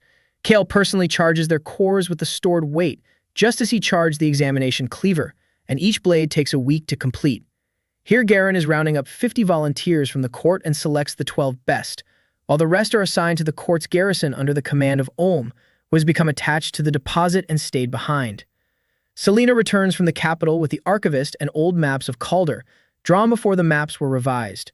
On these maps, a path into the city is visible, not through the main gates, but through the spillway of the Dead River. Last night, Kale was forging something for himself. Not a blade, a hammer. He removes Gorm's heart, a piece of ancient iron upon which the entire forge rests, from the anvil, and Gorm himself places it in the furnace, saying that the anvil has served its purpose and now wants to go to war. The hammer turns out simple, like all of Kale's best work. A smooth head, a short handle, and within it lies the weight that Kale had been accumulating for all 26 nights. He didn't bother measuring how much was there. He knew it would be enough. The detachment set out before dawn to avoid having to gather supplies. 15 men, 2 carts of provisions and weapons. Kale. Garen with 12 fighters. Cyrus, who said that a master must see first age metal in action. Selena, as the only one who, by virtue of the temple seal, could lead the detachment through the northern outposts. And Mattis as the guide, because only his feet knew the way to the pit. Gorm stayed behind to guard the court, and as a farewell, he placed his old hammer in Kale's palm and said nothing, because everything that could be said, they had already said to each other in 7 years of silence. The journey began after 3 days' travel. The villages grew sparser and then ceased altogether. They entered lands where no birds sang. On the 9th day of their journey, the party came to a halt at the edge of a gray plain where even the snow lay like ash, and Mattis said that beyond lay the lands of the Covenant and that the sentinels patrolled in a circle a day's journey from the city. And that very night, Kale awoke because the call in his head had fallen silent. Completely. For the first time in half a year, he stepped out of the tent into the darkness and realized why. On the crest of a hill half a mile away, people were standing, many people with torches that gave off no smoke. The Covenant hadn't been expecting them near the city. The Covenant had gone out to meet them because the thread of the call worked both ways and led them to him just as surely as it led him to them. One man broke away from the line of torches and walked toward the camp openly and calmly. Garen sounded the alarm and the camp bristled with steel. The man stopped 20 paces away, pulled back his hood, and Selena breathed out a name. Wimmel. The former exarch was dressed in gray, and ash lay on his face like a second skin. He surveyed the camp, the blades weighted down, and Kale himself, and smiled almost affectionately. He said that the Covenant was grateful to the master. They had been preparing to carry the blacksmith north by force across the entire kingdom, yet the blacksmith had come of his own accord and had even brought his tools. He said there would be no fight if the master would simply go with them, for why break what is meant to be forged? And then Wimmel looked past Kale's back at Mattis, and his gentleness flaked away like scale. He said that the fugitive sea master had already served his time, and he raised his hand. And the gray plain behind him rose up. From beneath the ash and snow all around the camp, figures rose, figures that had lain there all night even before the squad's arrival. The Covenant knew where they would set up camp before they did. Kale slowly removed the hammer from his back and felt the 12 loaded blades behind him slide out of their sheaths in a single whoosh. Wimmel sighed as one might sigh over a stubborn child and spoke a single word into the darkness. Charge. It was not the carriers but the ordinary cultists who struck first, and that was Wimmel's mistake. 3 dozen gray figures rushed the camp from 4 sides, hoping to overwhelm them with sheer numbers, and Garen showed why he'd been drilling his men for a month. 12 fighters from the court formed a ring around the wagons, back to back, and their drawn blades did what they were forged to do. Light in their swing, heavy in their strike, they broke through the gray wave like hammers through straw. Kale stood in the center of the ring and did not strike. He watched. He was weighing the night. Every figure on the plain, every stone beneath the ash, and among the 300 ordinary weights, he was searching for the 10 that didn't measure right. He found 7. 7 bearers made their way through the battle without haste, and wherever they passed, the fighters' blades bounced off their gray bodies with a clang like they were striking an anvil. One bearer casually knocked aside a fighter from the court, and Kale heard a hand snap. Then he stepped out of the ring. The first bearer met him with bare hands and with the smile of a man who no one had hurt in 800 years. Kale did not strike with his hammer.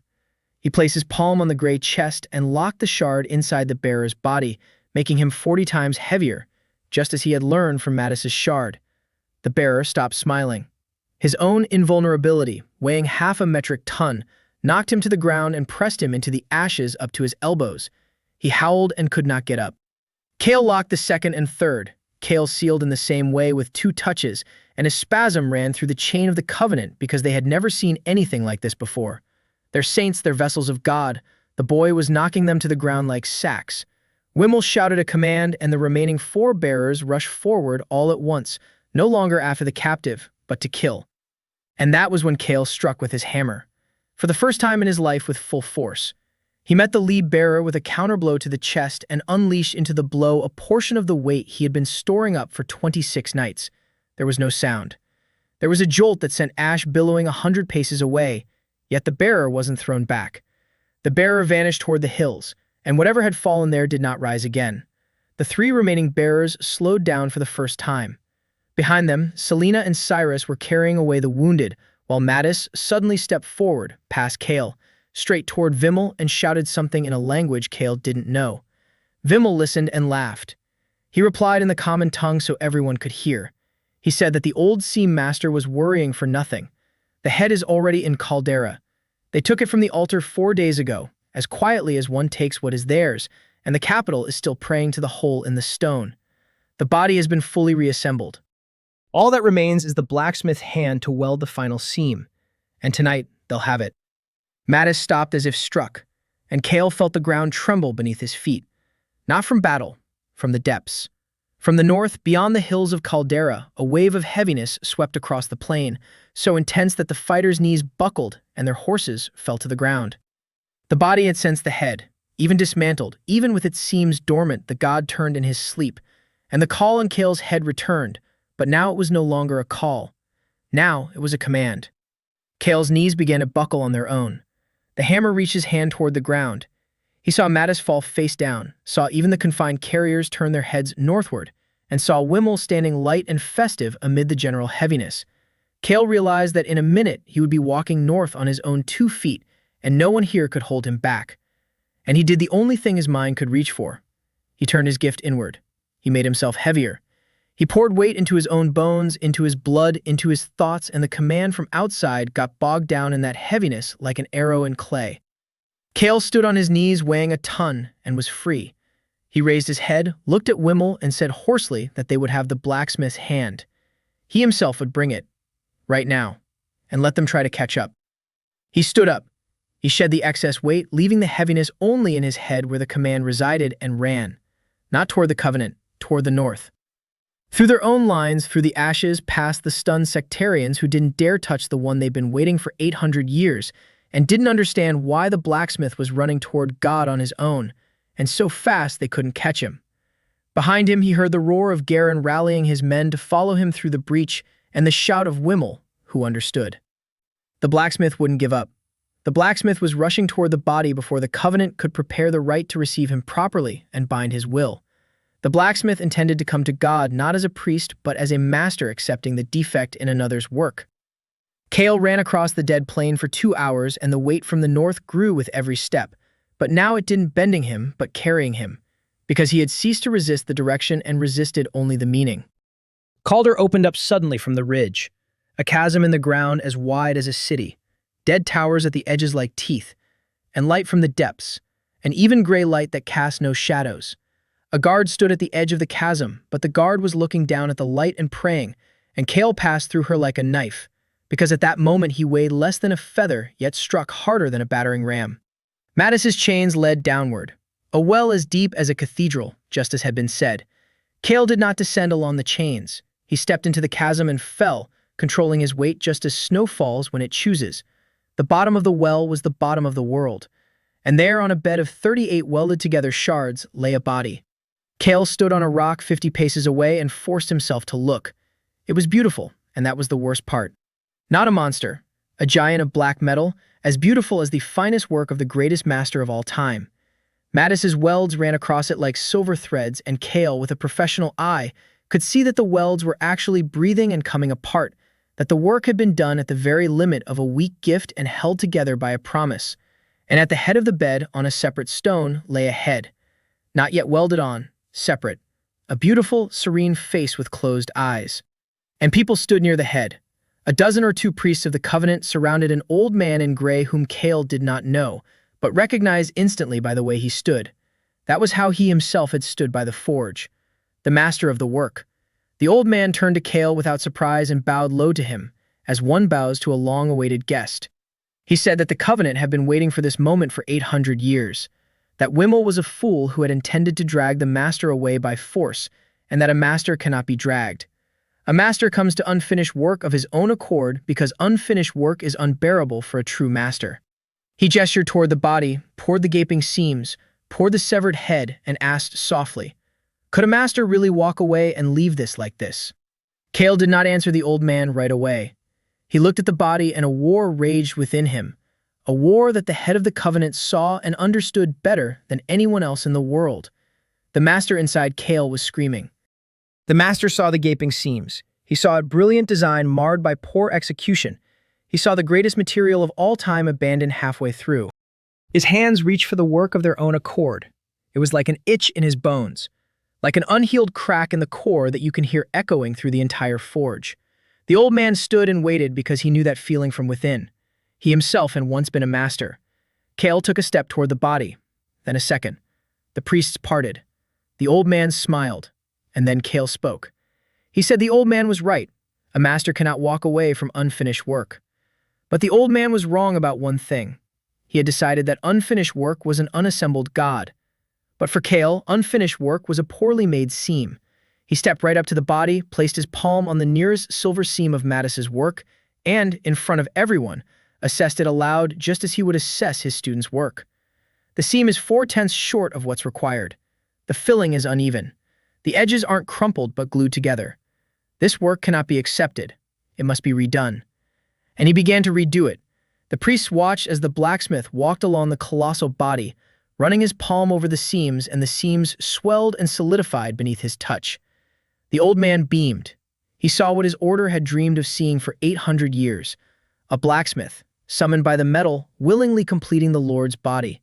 He did not see the most important part because the most important part could not be seen. It could only be weighed. Kale did not weld the seams. Kale sealed them. Using the same technique he used to seal the load-bearing joints. Into each seam he poured not a binding weight, but a dead load. Multiplied. Excessive. He transformed Mattis's silver threads into lead shackles. From the outside, the seam looked as though it were growing stronger. From the inside, the seam was suffocating. It was the most delicate work of his life because he had to do it under the watchful eye of a master who had spent 40 years reading metal himself. Kale moved along the body and felt a foreign will pressing down on him through his palms. God was not asleep. God looked at him from beneath the closed eyelids of his severed head and spoke to him without words, not with threats. God showed him. Kale saw the forges of the first age where the vaults were held up by the song of metal. He saw masters for whom his weight was the first letter of an alphabet of 100 letters. He saw himself at the forge of that world with hands capable of anything. God was not offering slavery. God was offering apprenticeship, knowledge beside which Kale's entire life was the play of a child in the sand, and the price was a single movement, to bring his head to the body and weld the final seam. Kale worked in silence, and the heaviness in his weighed-down head hummed like a bell. He had completed a third of the body when a clatter rang out from above. People were descending on the well's chains, and the old man raised his head. Garen had broken through. Kale heard the voices of his own people and realized there was no time left because the old man would now be distracted by the fight and then return to the body, where his masterful intuition would detect the seams and he would understand everything. And so Kale abandoned the plan he had been following. He turned away from the body and rushed not toward his own people, but toward a solitary stone at the head of the bed. Toward the head. The priest realized what was happening a heartbeat too late. Kale ran up, covered the beautiful, serene face with both palms, and brought down upon the god's head all the weight he could muster in a single blow. He pressed it against the stone. He poured tons of force into it. He silenced it just as he had silenced the shard of Mattis. Only this shard was the size of his torso and fought back. The head screamed directly into his bones. Visions poured forth in a torrent, the burning cities of the First Age, 3 capitals wiped from the face of the earth, masters forging chains for their own peoples. The gods stopped to offer and began to reveal the truth, and the truth was such that Kale understood why the cathedral burned people for the mere memory of it. The old man howled aloud, and it was not the howl of a man, but of a deceived fanatic. He threw up his hands, and Kale sensed a foreign gift, faint and worn, yet of the same nature as his own. The old man was a weight-bearer too, the 4th of those who had died as porters if the city's records were to be believed. Only this one hadn't died. This one had found the covenant. The old man yanked the weight of the head toward himself, wrenching it from beneath Kale's palms, and at the bottom of the well, a duel began that the world hadn't seen in 800 years. 2 weight pullers tugged at a single relic. The stones around them would fly up or be crushed flat. Priests were smeared across the walls by surges of gravity. Kale was 3 times stronger, but the old man was 40 years wiser. He didn't pull straight. He rocked it back and forth. He shifted the vector of the weight faster than Kale could react, and the head crept along the stone toward the body, jerk by jerk. 10 steps. 8. 5. And then from above, a man fell into the circle of gray light. Mattis didn't descend using the chains. Mattis simply jumped into the well as deep as the cathedral itself, and Kale managed to catch his weight right at the bottom, softening the fall. The old master stitcher rose from the stones, looked at the head of the covenant, whom he had served for 20 years, and spoke a single sentence. He said he had come to accept the job, and he moved toward the old man. The head of the covenant was distracted by him for 2 heartbeats. One was enough for Kale. He didn't try to pull the head back. He yanked the weight out from beneath it, making it lighter than air, and it floated out of the old man's grip like a bubble from water. And then Kale caught it in midair with its own weight and hurled that burden, neither toward the body nor away from it, but upward, along the well, toward where Garen and the court's fighters hung on chains. He shouted a single word, "Hold." And the god's head, weighing as little as a feather and as much as 1,000 metric tons at the same time, shot up like a candle toward the distant gray sky, while Garen, chained in place, caught it in his arms as one would catch a falling child. The old man screamed again, and his scream drowned in another sound. The body began to hum. 38 fragments sensed that the head was being carried away and decided they'd waited long enough. Something enormous struck from within, along the sealed seams. Once, then again.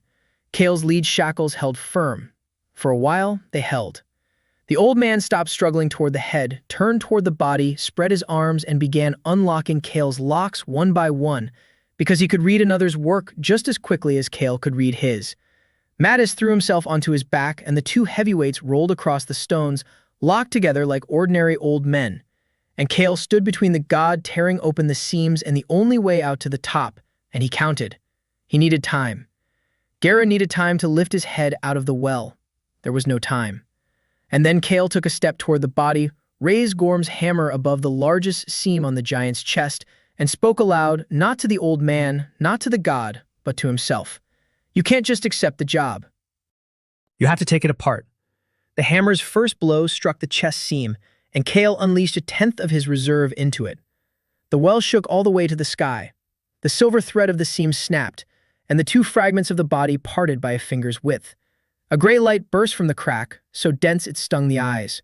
The god howled silently with his entire body, and that howl passed through stone, through bone, through thought. Up on the plain, as was later recounted, horses fell a mile away from the sinkhole. Kale struck a second time, the seam on the shoulder. A third time, the seam at the hip. He moved along the body, dismantling it in the reverse order of its assembly, just as one dismantles a failed forging, and each blow cost him a year of his life because the body struck back. Not with its hands. The body had learned from him. It pressed down on him with the very weight of his own weapon, and Kale moved through that weight as if through water rising to his throat. The fourth seam. The fifth. On the sixth blow, he went deaf in his left ear. On the seventh, the blood vessels in his eyes burst and the world turned red. The old man and Mattis were rolling across the rocks by the wall. The old man was stronger, but Mattis fought like those who have nothing to lose. He wasn't trying to win. He hung on his opponent like a weight and shouted at Kale to keep striking. The eighth blow. The ninth. And then Kale realized something terrible.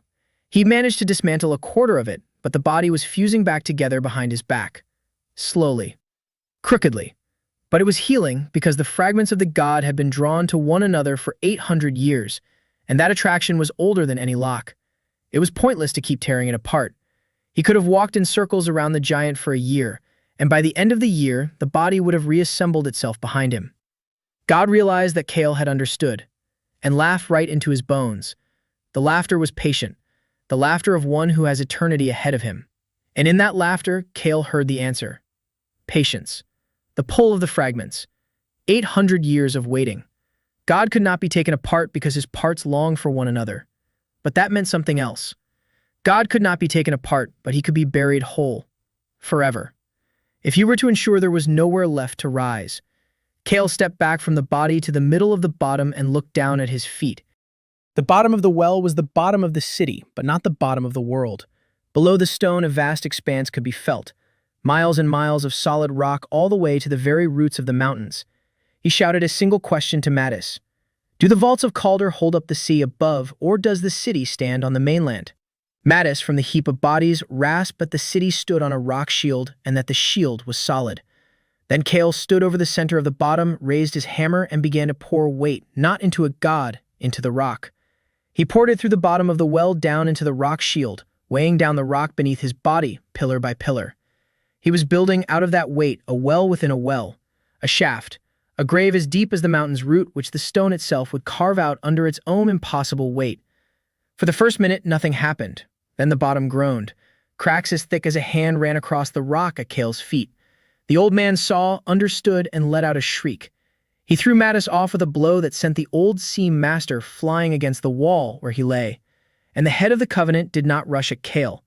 He rushed toward the body, fell onto the torn seams, and began to pour into them. Not a gift, his entire self. Kale watched as the old man withered away before his eyes, giving his last to the god so that the body would heal before the floor split open. It was a race between two masters. One was stitching, the other was burying. Kale stood at the center of the web of cracks, pouring out his weight, no longer feeling his hands, his hammer, or even himself. He was a funnel through which the weight of his entire gift flowed into the depths.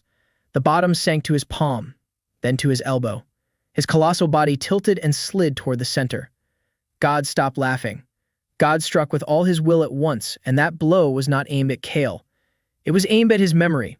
God showed him the lower court, Gorma by the cooled forge, the apprentices, Martha with her books. He showed him and conveyed, without words, a simple truth. The blacksmith will die here, at the bottom, along with the grave he is digging. His own weight won't lift him out of the shaft he himself brought crashing down. He is burying God and himself with a single act. Kale had known this himself for a minute already. He looked up. Far away in the gray circle of the sky, tiny figures hung on chains, and among them he found Garen. And then light struck from above. Not gray. Golden. Lights flared along the upper edge of the well, and ropes with hooks shot down the walls. And people in colors that Kale recognized and could not believe slid down the ropes. Black and gold. The crown's arsenal. And following them, the colors of the Order of the Steel Dawn. Later, he learned how it had happened. Edric didn't wait for the council's decision. The old forge master mobilized the arsenal's personal guard, used his authority to resign that very morning, and led 300 men north the day after Kale's departure. And Garen had mobilized the order even before the campaign, through a letter in which the exile did not ask for his name to be restored but requested that a certain location on the old maps be investigated. And the order investigated it because among the old knights there were those who remembered that Garen had never lied. Now none of that mattered. What mattered were the ropes. Kale shouted upward with his last breath for them to take Mattis. 2 guards picked up the old master and began climbing the wall. The rest pulled the ropes toward Kale, but he couldn't move from his spot because if the flow of weight were interrupted, the old man would win the race. The body had already closed up by 2/3. The floor had sunk by a man's height and continued to settle, but too slowly. God and the grave were neck and neck. And then Cyrus stood beside Kale. Edric's foremost apprentice rappelled down the rope with a hammer on his back, looked at the web of cracks on the sinking floor, and understood everything without words, because he was a master. He asked only where to strike. Kale pointed with his chin at 4 points around the center. Cyrus began to strike. He didn't have the weight. He had 40 years of the kingdom's finest blacksmithing, and he drove the cracks deeper than ordinary steel would, striking with precision exactly where Kale had worked with his gift.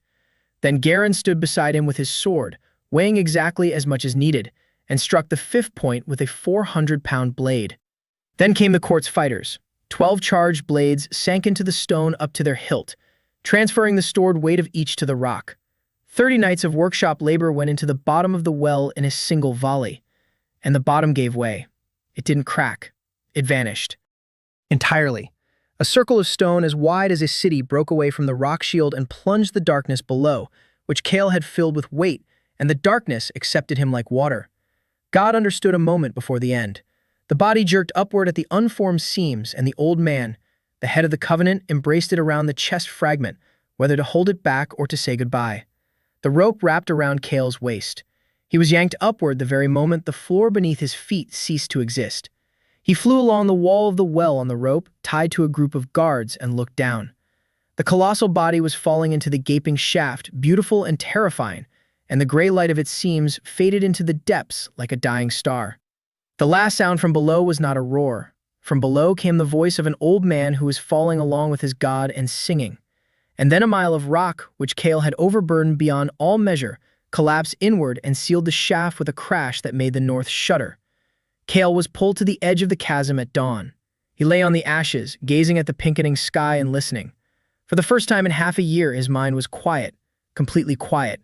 Only somewhere unimaginably deep beneath everything, at the very limit of the sense of weight, something enormous was stirring in the eternal darkness, unable to lift itself up, and it fell asleep. The return journey took 12 days because the detachment was transporting the wounded. Of the 12 fighters from the court, 11 were making their way home. The 13th was named Yorf. He was a laborer from the canal and had died in a nighttime battle on the plain, shielding Selena with his body. Kale carried him home on the first cart and sat silently beside him during the stops. Mattis had survived, but the old man was burned out from the inside. The guard's healer said that 20 years by the pit had drained him dry, and the final battle had taken the rest. Mattis knew this himself. He lay on the wagon, gazing at the sky he hadn't seen in 20 years, and was as calm as a man who had finished his work. On the 3rd day of the journey, an army came out to meet the detachment. The crown had finally mustered an army when the northern rumble was heard 300 miles away, and the ground shook even in the capital itself. The army was a week late, and Kale saw Edric standing in the rear in front of the royal marshal, squaring his shoulders, preparing to pay with his head for the unauthorized campaign. He didn't have time to answer. The marshal dismounted first and bowed, first to Edric and then to the wagons carrying the wounded. The investigation lasted 3 months afterward, but its outcome was decided by that bow. The detachment entered Gravenhall through the southern gates, and the city came to a standstill. People stood on the rooftops. Yorfa was mourned by all of the lower court and half of the upper city, and Kale did not place a stone on his grave. Instead, he forged a steel from the shards of the blades of those who had fallen on the campaign and fused a stabilized core into it, one that would glow with a steady, warm light longer than the city itself would stand. From that day on, an unwritten rule took hold in the workshop. The weapons of the fallen returned to the forge and live on. The first month after their return was spent assessing the aftermath. Now Selena is leaving for the capital with Mattis's testimony, the Wimmel archives found in the abandoned Covenant camp, and a personal letter from the king to the council. And a purge unlike any seen in 300 years begins in the temple. The Wimmel line is being eradicated from the archives, the treasury, and the 3 dioceses, and the old cardinals cross themselves at the word where. Now the Order of the Steel Dawn reconvenes the court and overturns Garen's sentence aloud before the ranks, because Kale's workshop, based on the fragments of that tournament blade, proves the cavern's artificial origin, and the bribed master armorer of the Red Spire testifies in exchange for his life. Garen's spurs are returned to him, and he is offered a banner. Garen thanks them and refuses. He says he has found something to protect. And so House Crane dies not from a blow but from silence. After the incident with the deposit and after the city learned whose badge was on the arsonists and whose receipts were choking the court, the Baltus simply stopped trading. Not because of the law, out of disgust. He sells off what's left and heads south, and Kale lets him go unharmed because revenge against a man who's already worth less than the time it would take to exact it is pointless. Then the Crown sends a commission to Gravenhall with a proposal that has Gorm laughing for 3 days straight. The Crown asks the Anvil Workshop to accept the status of a Royal School of Restorative Crafts, funded by the Treasury. Kale agrees on one condition. Admission to the school must be open to all social classes, without fees and without clan permission. The commission hesitates but signs the agreement. And as always, victory is followed by a problem even bigger than the last. Only this time, Kale saw it coming before anyone else. He himself became the problem, or rather, what he had shown the world. In the north, before 300 witnesses, a man with a worthless reputation buried a god. The story spread throughout the kingdom within a month, becoming embellished with tall tales, and the world drew 2 conclusions from it. The first conclusion was drawn by ordinary people, and it was a good one. The tablet is not a death sentence. Any gift is a tool, not a limit.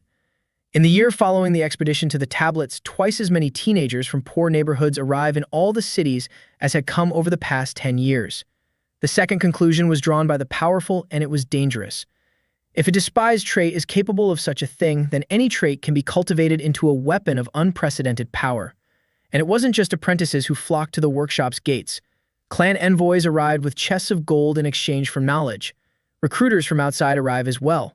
One night, Garen apprehended a man with a southern accent and lockpicks near the workshop wall, and during questioning by the city guard, the man revealed that a certain principality was paying for blueprints of variable weight blades with a weight of diamonds equal to the value of the blueprints. Kale convened a council of the workshop and raised a question more important than any before. What aspects of their craft should be shared with the world and what should be kept secret? They debated for 3 nights. Cyrus argued that knowledge cannot be contained and that it is better to distribute it to everyone so that no one holds a monopoly. Garen argued that sharing it with everyone meant arming the worst among them. Martha counted the money and remained silent. Gorm spoke a word that became the foundation of their decision. He said that over the course of 40 years he had come to understand one thing. It is not the technique that is dangerous, but the hand without a conscience. A tool must be given along with the hand that nurtured it. Thus the school's charter was born. The restorative craft, sorting, stabilizing simple nuclei, and reading fractures is open to all, and the workshop itself dispatches mentors to the cities.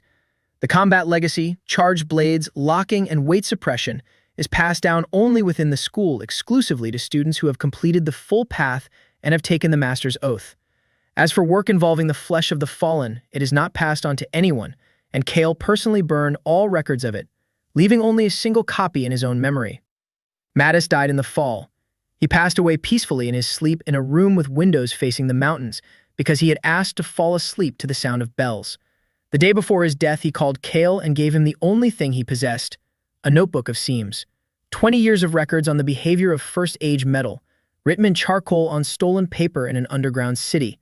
He said it was the most cursed and most valuable book of craftsmanship in the world, and that Kale himself would decide its fate. And he also said thank you, not for saving him, for the fact that down in the well, Kale had called his work, and him a master, albeit a master of poor seams. For 20 years, no one had called him a master. They buried Mattis next to Yorf, and on the tombstone, Kale carved the words the old man had asked for. Here lies the seam master who held on as best he could. In the winter, a letter arrived that Kale had been waiting for and dreading for half a year. It was from Selena, now holding the rank of chief investigator. The purge of the cathedral was complete, but inventories were found in the confiscated archives of the Wimmel line. The Covenant kept track of the shards all over the world. 39 shards of this god converged in Caldera and now lie under a mile of stone. But the inventory mentions other fallen ones vaguely in fragments without locations. Selena wrote that this was most likely the ramblings of fanatics rewriting legends. And that, just in case, the temple is establishing a quiet service that will listen to the world.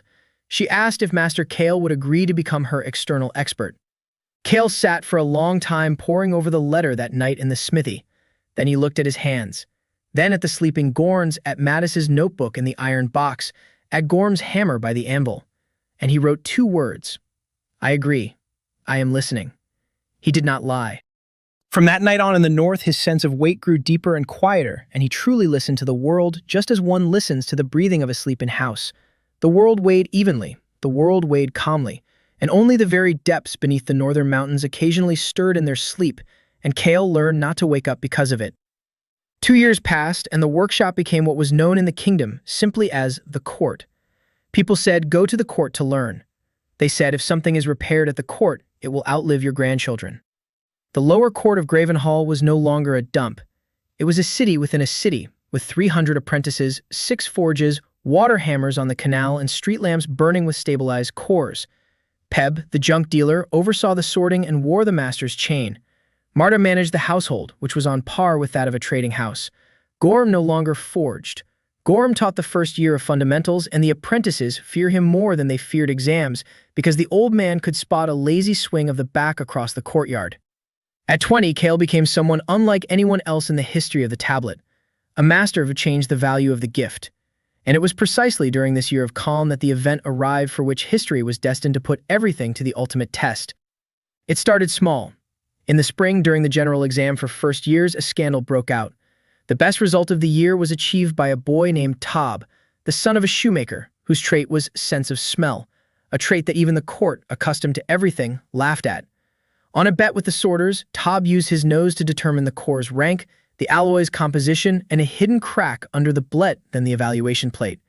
Kel transferred him a year later directly to the Materials Acceptance Department and wrote about this incident in his annual letter to the Crown, just as he wrote about everything important. The letter was read not only by the Crown. That summer, guests flocked to Gravenhall for the first fair of restored crafts, which the court organized itself. Edric arrived looking older but pleased with his new title of honorary school mentor. Ulm arrived with the mountain chamber to observe how waste was being transformed into treasury revenue. Selena arrived on business related to her secret service and out of friendship. Lyrid arrived. She had long managed all of the court's sales in the capital, and a guest arrived who no one was expecting. On the third day of the fair, a lone rider, without an entourage or flowers, rode up to the main gates. Kale recognized him from across the courtyard by his unmistakable bearing. Dustin Weir. The heir to the Scarlet Spire had changed. Gone was the scarlet doublet, gone was the gold chain, gone was the boredom. There was the face of a man whose life had carved his features into stone. Kale knew his story in bits and pieces, just as the whole city did. The Scarlet Spire had suffered greatly from the fall of its armory after the Garen affair. Then the clan elders sent them south to the war between the principalities, and they lost. Then Dustin led the clan's retinue to retake the family mines and fell into an ambush where his vaunted rank as strength saved no one, because strength without a mine is worth little. Out of 40 men, he brought 9 back. The clan turned its back on the heir. Dustin dismounted, and the entire courtyard fell silent because the older apprentices remembered the Square of Awakening and knew who he was. He approached Kale under 100 pairs of eyes and placed a bundle on the workbench. Inside the bundle lay a broken blade. Kale looked at it and recognized the workmanship, his very first piece of work. A 2-handed sword with a stone horn core, sold at the first auction for 145 gold pieces to a boy in crimson who'd bought it out of boredom. The blade had been broken in battle. The break was clean without any cavities, simply the metal had done more than it could handle and snapped. Dustin spoke quietly, but without looking away. He said that this sword, in an ambush, had withstood what his grandfather's steel had not, and had taken down 9 men in the ring. He said he'd spent 3 nights debating whether to come or not because he remembered the square and remembered his promise about the dump and the ceiling. And that he hadn't come to take an order. He'd come to say he'd been blind, and to ask if a blind man could ask to be taken on as an apprentice, not as an heir, just a first year, with a broom and coal like everyone else. The courtyard was so silent you could hear the water in the canal. Gorm, standing behind Kale, snorted, and that snort carried the weight of a verdict. Kale picked up the shards, held the break in the light, and replied calmly that a sword takes a week, but an apprentice takes a probationary year. The broom is in the 3rd shed. Classes start at dawn. And he added that Master Gorm punishes tardiness more severely than he does one's background. Dustin Weir, heir to the Red Spire, bowed to the courtyard as one bows to the guild and headed to the 3rd shed for the broom. That evening, Garen asked if Kale was afraid of stirring up old pride. Kale replied that a man who had brought his own broken ceiling to someone else's forge had already done the hardest part of the work. In the fall, a real trial arrived. A messenger arrived from Selena's quiet service driving 2 horses. In the mountain principality to the east, while digging a tunnel, workers had broken through a cavity and found a fragment, a black metal that did not take the heat, blinding the appraiser's eyes, a fragment the size of a barrel. Upon learning the significance of the discovery, the prince informed neither the council nor his neighbors. He summoned the master smiths and ordered them to forge weapons from the find. 2 craftsmen died within a week, withering away like leaves. The third began to hear a call and walked barefoot into the mountains, and the fragment began to call out on its own. And the first people began streaming into the principality with ashes on their faces, for the covenant had been buried in caldera, but its seeds remained in the world. Everything unfolded just as the records had foretold. Selena had written that the temple and the crown were preparing an embassy, but embassies take months and the call waits for no one, and that she was asking for the impossible. Kale set out within a day. He took Cyrus Garin, 6 senior students, and Tob with him, because the boy's nose for metal was worth a whole reconnaissance company. Before setting out, he went down to the school's lower vault, to which he alone held the key, and took Mattis's notebook from the iron box. Her time had come.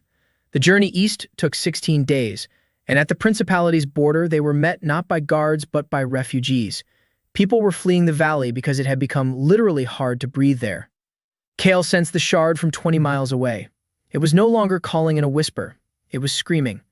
A young, untrained, hungry fragment of a foreign world that had finally reached the sky after an eternity spent beneath a rock. In the prince's capital, they first tried to bar their entry, then tried to bribe them, and finally the prince saw how Kale, in the reception hall, silently made the air around the throne unbearably heavy in a single breath and signed everything. By the tunnels stood the tents of the sectarians, already numbering nearly 50, and they had to take the entrance. Garin and his students swept aside the guards. There wasn't a single bearer among them, because the bearers had been trained for decades, while this remnant of the covenant was a young sprout. In the cavity by the fragment, Kale stood as he once had at the bottom of Caldera and opened Mattis's notebook. He worked for 6 days after that. He did not silence the shard as he had silenced the seams, because a silenced shard under the principality would remain an eternal mine and an eternal lure.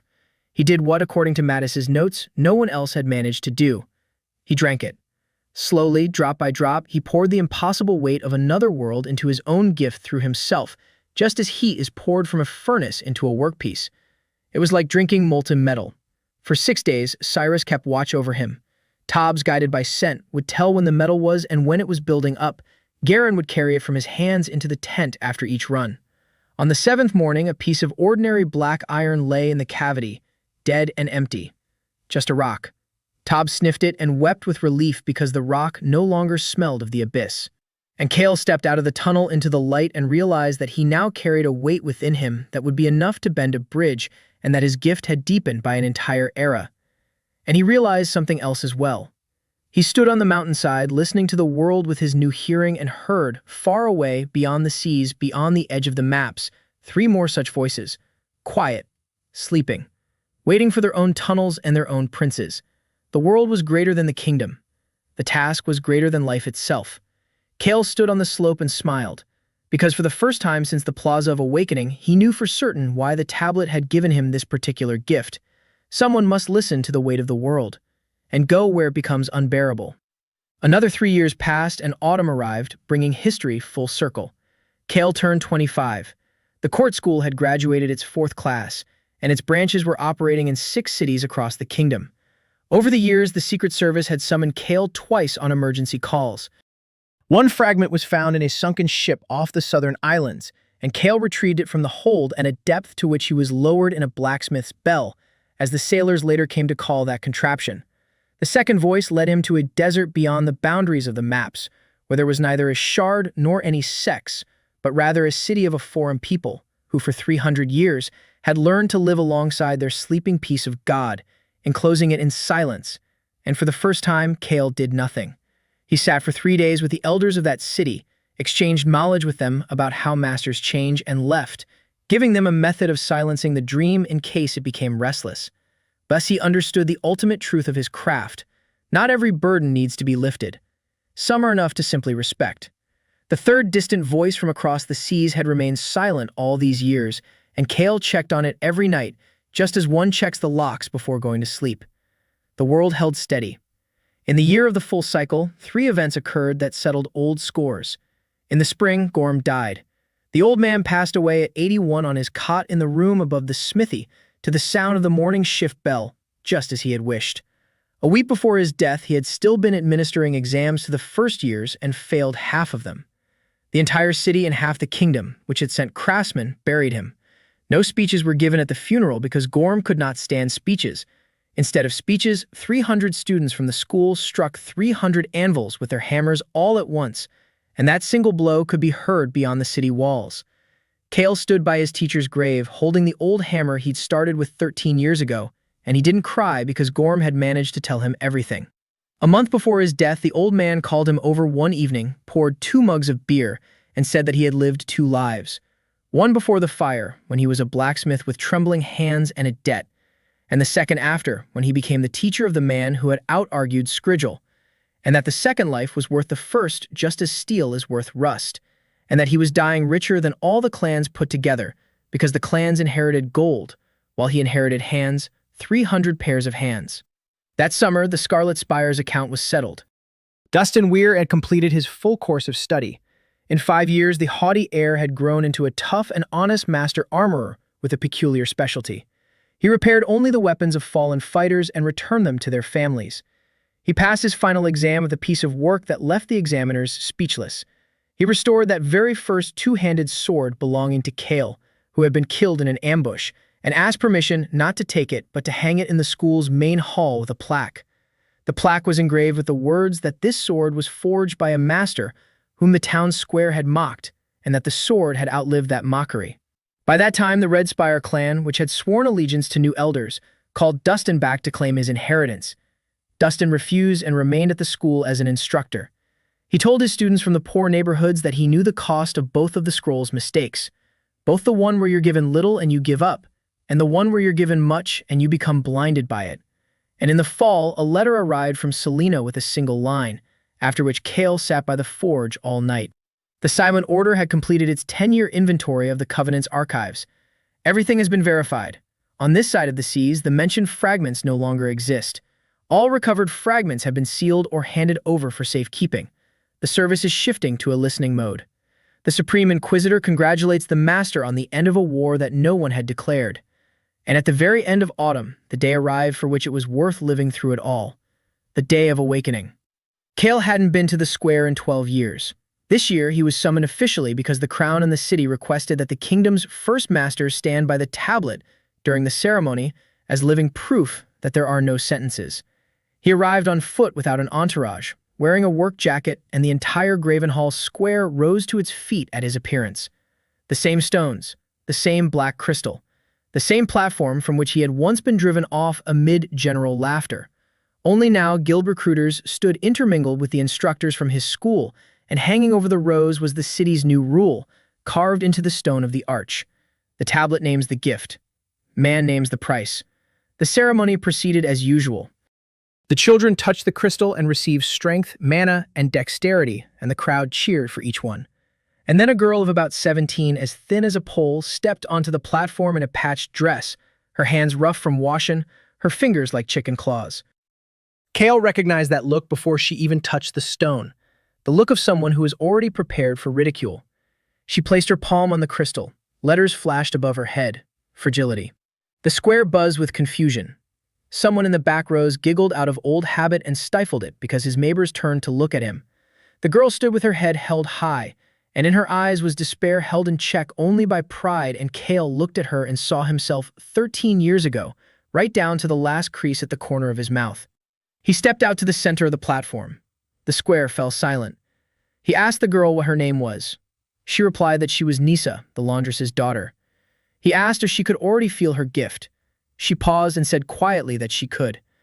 That from the moment of touch, she could see in every object around her the exact spot where it would break, a thin line of the future fracture.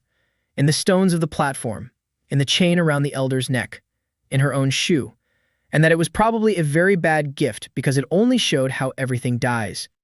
A collective sigh swept through the square, and Kale laughed. He laughed easily and happily, and the square didn't understand, but he couldn't stop because 13 years ago, standing in that very spot, was a boy who knew only how to weigh trash. He crouched down in front of the girl so their eyes were level and told her what no one had ever told him. He told her she was wrong. Her gift doesn't show how everything dies. Her gift shows where something is asking for help. A master who sees a future rupture before it happens will reinforce bridges that haven't yet collapsed. He'll test blades that haven't yet failed. They'll save people who don't yet know they've been saved. He said that no one had ever possessed such a trait before, and that it wasn't the worst gift of the tablets. It might be her greatest gift in 100 years.